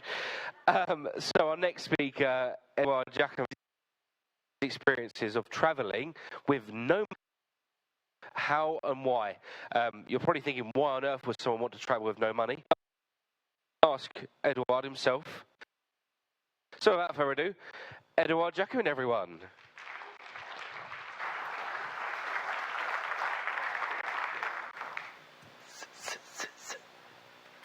1,000 kilometers, 5 different countries, and 6 different cities. 21 days, €0. My name is Edward, and in June 2016, I traveled for 21 days with absolutely no money. From Germany to Hungary, here was the challenge: to travel with no money.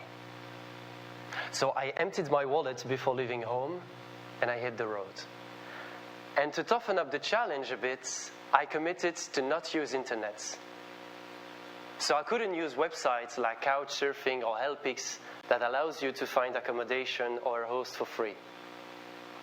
And like this began one of the most incredible experiences I've ever lived.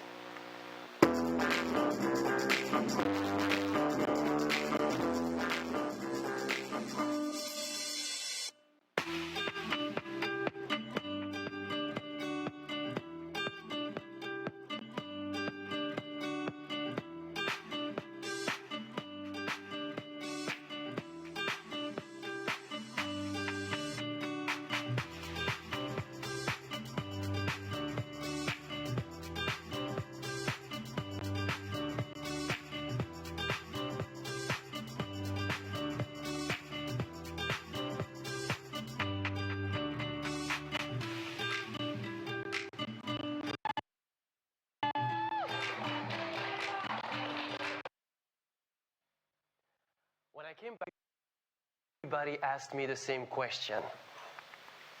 How did you do that? How did you survive for 20? I can't even survive for 1 day with no money. I have to sleep somewhere, I have to eat. Well, here's the secret. When you travel, you basically only have 3 things to pay. The first thing is transportation, getting from point A to point B. The second thing is food. What are you going to eat? What are you going to drink? And the last thing is accommodation. Where are you going to sleep? And you can make these 3 things free. And here is how. For transportation, I hitchhiked the whole trip. I've been picked up by cars, trucks, vans. Well, that wasn't a van actually, that was a hearse. So that hearse was transporting a dead from Leipzig to Dresden, and let's just say I had the privilege to be part of the wonderful journey. I even got a ride from a smart car that was driving 150 kilometers an hour on the highway in Germany. I have to say I didn't even know such a small car could drive that fast. And I have to say I was a bit scared. For food, I was asking local restaurants for leftovers.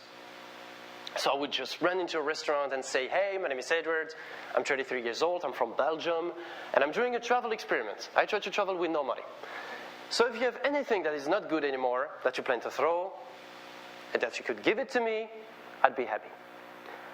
As expected, most people told me, no, no way. But sometimes I received bread. And I have to say that during 3 days, that's the only thing I ate, bread and water. But as you can see, I was happy. But sometimes people would cook real meal from scratch for me, or give me delicious dishes. This is how I had Thai, kebabs, pizza, chocolate cake with cappuccino in Leipzig, gratin dauphinois in Dresden. That chocolate cake and that macaron at the #1 cake shop according to TripAdvisor in Budapest, and that little soup and that fruit juice at the #1 restaurant according to TripAdvisor again in Vienna. A quick one about that restaurant, when I wanted to sit down, the waiter even pulled out my chair so that I could sit down. I have to say nobody has ever done that to me before in my life. For accommodation, I was asking random people in the street, hey, can I sleep at your place tonight? I am not going to ask you. So as expected, 9 out of 10 times people told me no, but I learned something from that. And the thing I learned is to redefine my view about rejection. Now, who has ever experienced rejection in his life? Please raise your hands. All right. The people who didn't raise your hands, you are liars. So, we all experience rejections in our daily life. The thing is, most of us experience rejection once a day, once a month. We're not so used to it. That's why it hurts so much. We go to a job interview, we don't get the job, we get rejected. We go talk to that pretty girl in a bar, we get rejected. And that hurts. But there are 2 things I'd like to share with you about rejection. And that comes from a guy who has experienced an average of 20 rejections a day for 21 days between the rejections I faced when I was hitchhiking, asking for food, or accommodation. The first is that people are never rejecting you. People are rejecting the idea you represent. So never take it personally. When you are hitchhiking, for example, who has ever hitchhiked in his life? All right, not so many people. Come on, guys. When you are hitchhiking, the vast majority of people who won't take you hitchhiking won't do that simply because it's in their identity. That's who they are. They don't take hitchhikers. End of the story. Don't take it personally. You are not the problem. And the second thing about rejection is that rejection does not mean you'll have nothing at all. Rejection just means you'll have something a little bit different. When I was asking random people in the street, hey, can I sleep at your place tonight? And people told me no. Myself, all right, that means I'm going to have to sleep outside tonight. No, I was telling myself, all right, that means else and live another experience that might be even better than the one I just missed. We should not be afraid of rejection, of life. And to me, getting what you want is just a matter of being willing to experience enough rejection.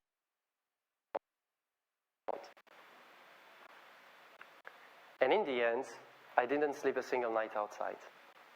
It did happen that at 4 a.m. I was still in the streets, asking myself, why am I going to sleep tonight? But I always found somebody. That's me. All right, what are the lessons that I've learned from doing this? I already shared some of them with you, but I'd like to share now the 4 biggest ones I've learned during this trip. And I believe these are lessons we can all apply in our daily lives, because in the end, life is a journey too. The first thing I've learned is that this is not about what you get. This is about what you give. I began this journey wondering each time I was meeting someone new, what can I get from this person? Can I get food, a ride, accommodation? And I ended up this journey asking myself completely different questions. Questions like, what can I give to this person? Can I give a smile, my enthusiasm, an inspiring story to share, an ear to listen to problems, sing a song, dance with them, anything? And switching these questions from the getting to the giving completely changed my journey. And I have to say that I lived the best moments of my journey when I was in the giving mindset and not in the getting mindset. But to give, you have to meet people. And that's the second thing I've learned. Drop the fear to approach people, and the world can be an amazing place. Traveling with no money forces you to constantly meet new people, because your survival depends on them. Sometimes in our daily lives, we even struggle to ask for our way when we are lost. It is just so easy to take our smartphones and ask Google Maps. This journey taught me to drop my fear of the other. And I have learned that you don't need a good reason to start a conversation. You don't need to be in the same sports club. You don't need to be in the same university or introduced by a common friend. Dare to say hello to a stranger. Dare to just run in a bar and ask the first stranger, hey, I just met you. This is crazy. Now, dare to say, hey, I thought you were cool. My name is Edward. Don't say your name is Edward unless your name is Edward. But dare to say it. So this guy and his friends, they were carrying a couch around Vienna. At each famous stops, 7 of them, they had to drop the couch, lay on the couch, and enjoy life. When I saw them, I had to introduce myself. So I just told them, you guys are amazing. And they looked at me and they told me, you want to come with us? And this is how I ended up spending an whole afternoon with 2 guys from Vienna, just carrying a couch around Vienna. The third thing I've learned is that sometimes not having the choice is the best option you can have. When you travel with money, you can basically pick anything you want. The Yos hostel where you're going to stay at, the food you're going to eat, the transportation you're going to take. But when you decide to travel with no money, you don't have that luxury of choice anymore. So when someone gives you something, you have to accept it. So for example, when you are hitchhiking and a car stops, the car looks a bit dirty, the driver doesn't seem to speak any languages you are speaking, you can't just say, yeah, thank you, but I'll just wait for another car. You can't say that, because the guy gave you a chance, so you have to give him a chance. And this is how I ended up spending 2 hours in the truck of a Ukrainian truck driver that didn't speak any single language I was speaking. During 2 hours, he kept telling me stories in Ukrainian. I don't speak Ukrainian. And I had every 10 minutes to reply him with a broad smile on my face. You get that I don't understand a single word of what you're saying, don't you? But you know what? That was one of the most interesting and funniest story of the journey. Because you see, I am not so sure that I would have met this guy in a bar in my hometown in Brussels. I would have spent 2 hours talking with him, especially not in Ukrainian. But there, 1,000 kilometers away from home with no money, I had no choice. And sometimes not having the choice is the best option you can have. And the last thing I've learned is that there are no such things as bad experiences. To me, there are only experiences that lead you to better things. But I believe deep down that we should never regret anything, because the bad things that happen to us make us grow and ultimately lead us to better things. I think it was the second night of my trip. I was in Leipzig, Eastern Germany. And I began asking random people in the street, hey, can I sleep at your place tonight? At 8 p.m. 4 hours later and 20 rejections later, I found myself midnight, complete darkness in Leipzig with still nobody to host me. And I began asking myself questions. Questions like, why am I doing this? Why am I pushing questions where I experienced so many rejections, so much pain? But then I met these 4 German girls. And they looked at me and they told me, you can sleep at our place. I was so happy. But then they looked at me and they told me, but first, we go to a nightclub. And you are coming with us. That was in heaven. And at some point of the night, one of them asked me, Edward, what's the worst thing about traveling the way you do? And I thought about it, and I replied, nothing. Because you see, tonight I experienced more than 20 rejections, and during 4 hours I felt really bad. But all these little rejections and bad stuffs, bad moments, led me at the right time, at the right place, to meet you. And going to a nightclub with you is not something I'm going to forget for a very long time, so I don't regret anything. And that's basically the story of my journey. How all these little rejections and bad moments led me to meet the people who made my journey, and to live moments I will remember as long as I live. As a closing, am I trying to sell you something? Am I suggesting that you should just leave your wallet and all your money at home and start traveling the way I did? Of course not. If it's not your thing, don't do it. But all I want to say is, dare a bit more. A little bit of courage can change your life. It certainly changed mine. Ask yourself the question, what would I do if I were fearless? Go talk to that stranger. Dare to face rejection. Pursue your dream, go on an adventure. Because in the end, like Helen Keller once said, life is either a daring adventure or nothing at all. Thank you very much.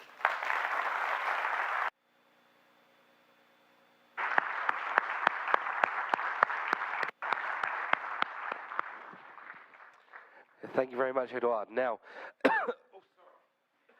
excuse me, sorry about that. The last thing we've got to do before we thank everyone is that under the TEDx rules, we do have to play 3 videos throughout the day of other TED Talks. So we're just loading up that video now, and this is the one I talked about the Hudson River plane crash. That's the last thing we've got to do. We're going to load that up and then go into our thank yous and the wine reception we set up. As if on cue, here is the video. So, 3 things I learned.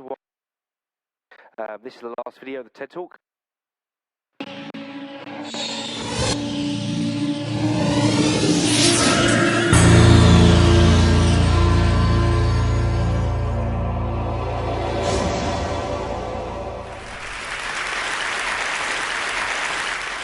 So imagine a big explosion as you climb through 3,000 feet. Imagine a plane full of smoke. Imagine an engine going clack, clack, clack, clack, clack, clack, clack. Sounds scary. Well, I had a unique seat that day. I was sitting in 1D. I was the only one who could talk to the flight attendants. So I looked at them right away, and they said, no problem. We probably hit some birds. The pilot had already turned the plane around, and we weren't that far. You could see Manhattan. 2 minutes later, 3 things happened at the same time. The pilot lines up the plane with the Hudson River. It's usually not the route. He turns off the engines. Now imagine being on a plane with no sound. And then he says 3 words, as unemotional 3 words as I've ever heard. He says, brace for impact. I didn't have to talk to the flight attendant anymore. I could see in her eyes, it was terror. Life was over. And I want to share with you 3 things I learned about myself that day. I learned that it all changes in an instant.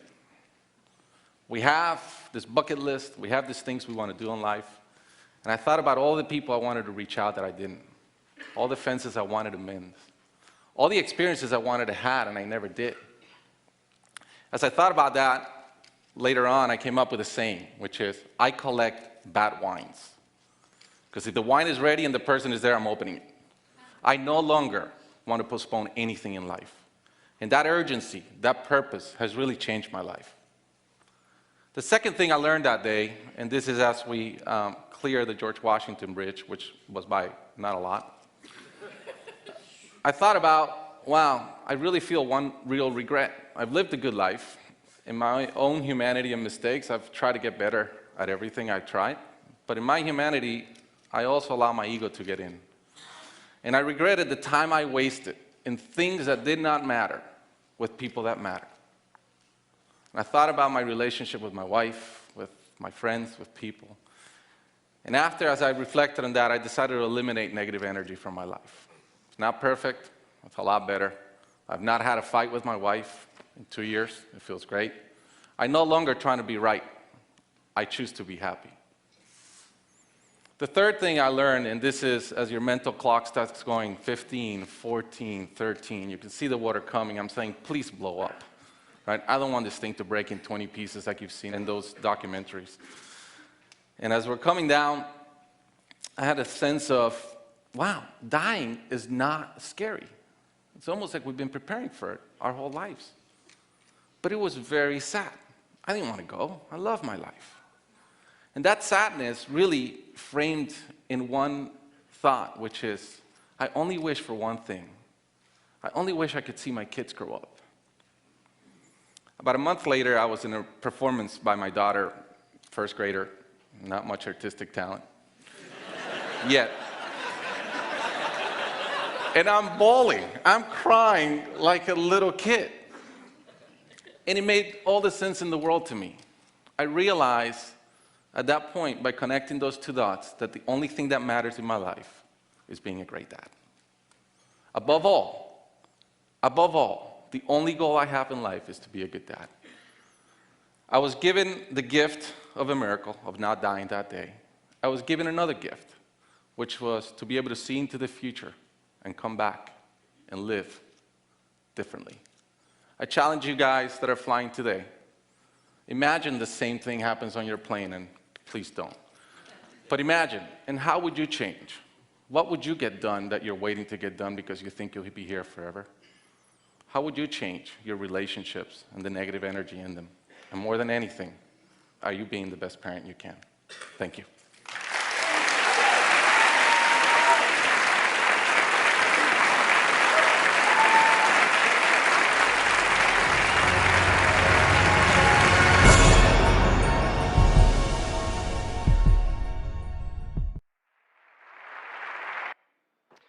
And that is a really inspiring message, I think, to end on. So I've got a few thank yous to kind of read out here. First of all, to all of our incredible speakers that you've heard today. I think let's just give them one round of applause because, yeah.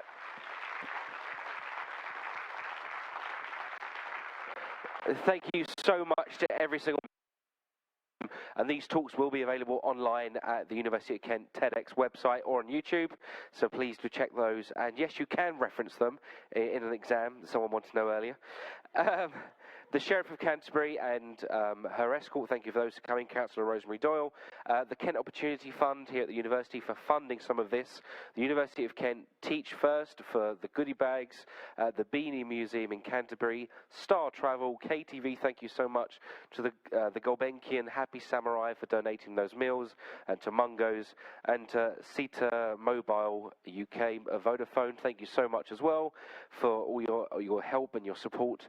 The Shed, all of the TEDx Society members, there's only a few more, I promise. Tom Barras, Iman Fakim, Boon Yen, Bosch Lim, Takuma, Sovik Gurung, Rukshan, I'm so sorry. Guratni, Idem Klogo, and Anya Heinonen, and I'm going to welcome to the stage to close the conference and to sort of wish you all a very good day. Sophia Parley, the event organizer, Maisie Golding, the event producer.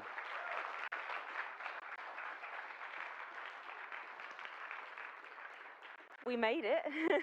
We made it in the end, which is great. Thank you so much for coming. Would you like to start off, as you are the official organizer? Yeah, thank you all for coming here. It's been a great day, very stressful, but it's been good, successful. Yeah, and I really want to thank the team who made it all possible. And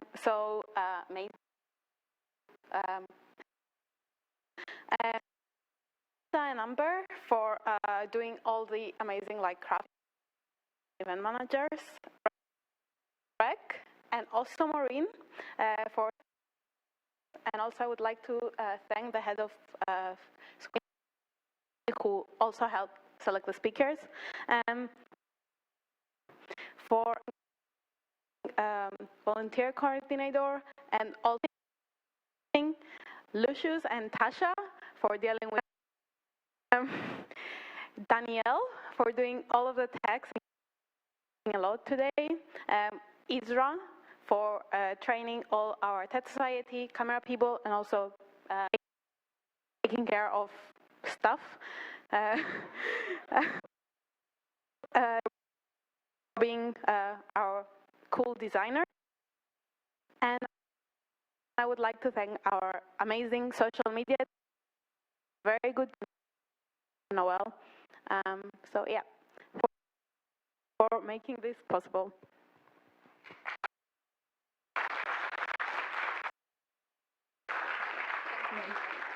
You know, you get to an end of a project like this and it's great to see it come together, but you know, when it's over, you start to realize you're going to miss the people you've been working with for 9 months. It's been incredible, guys, and I've really enjoyed every second of it. Just a few more thank yous. I know that this is long, but you know, we wouldn't be here doing this event, which is a non-profit event, by the way.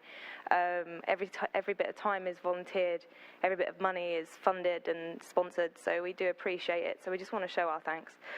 Thank you to our speakers. Again, I know we thanked you a lot, but you truly are inspiring, and just watching you over the week with our rehearsals and giving your time to this has been amazing, so thank you so much.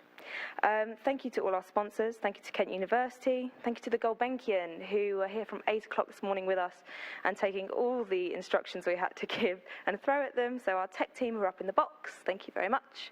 Thank you to Jake Taylor and Rebecca Brown for all my emails that I've sent you over the past 9 months, and for dealing with them front of house. Thank you so much for everything, and the cafe as well. You have been amazing to work with.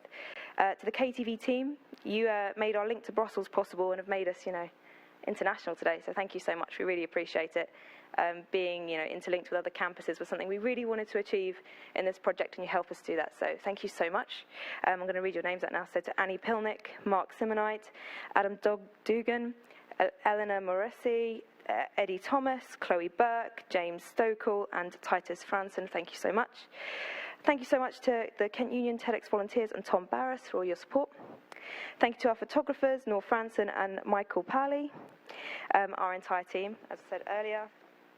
My backstage team today have been amazing, so thank you, Isra. Thank you, Dave. You are an amazing multitasker. Not only have you presented today, but you've also dealt with various technical issues, so we really do appreciate it. And thank you for keeping me sane over the last 9 months. Thank you to Kylie Lee, who is one of the most amazing stage managers I've ever worked with. And today she told me it was the first time she'd ever taken that job. She's amazing. She should do it for her profession. She's been absolutely brilliant. And I only met her this morning, and it's been fantastic working with you. Lastly, thank you to Anya and Jakob and Sophia's parents for the countless hours you spent last night putting stuff together. And also, there is one more person that I really need to thank, Sophia.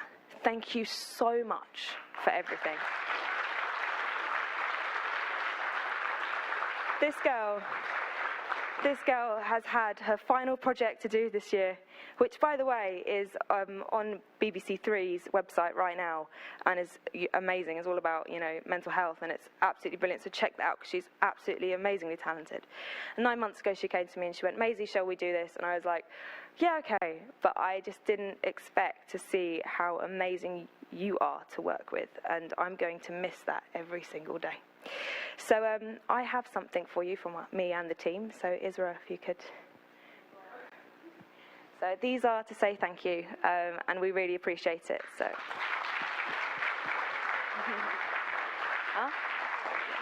So that's the last thing from me, and thank you for coming along. You can close because you are the organizer.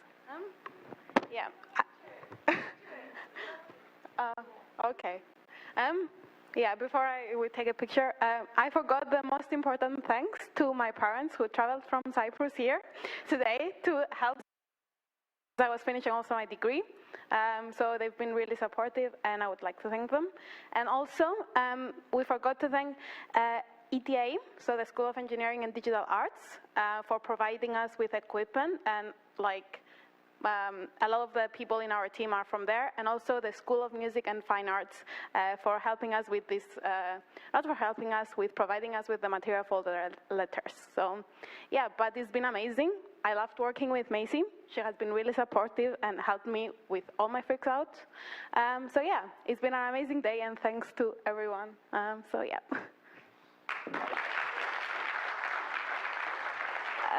Can we have all the speakers and KTV and the TEDx volunteers up here for a selfie? Because, why not? And for our audience, there is a wine reception laid on for you outside. So please do go enjoy and keep enjoying your sort of experience of the Unexplored. Thank you very much. I now declare the conference closed.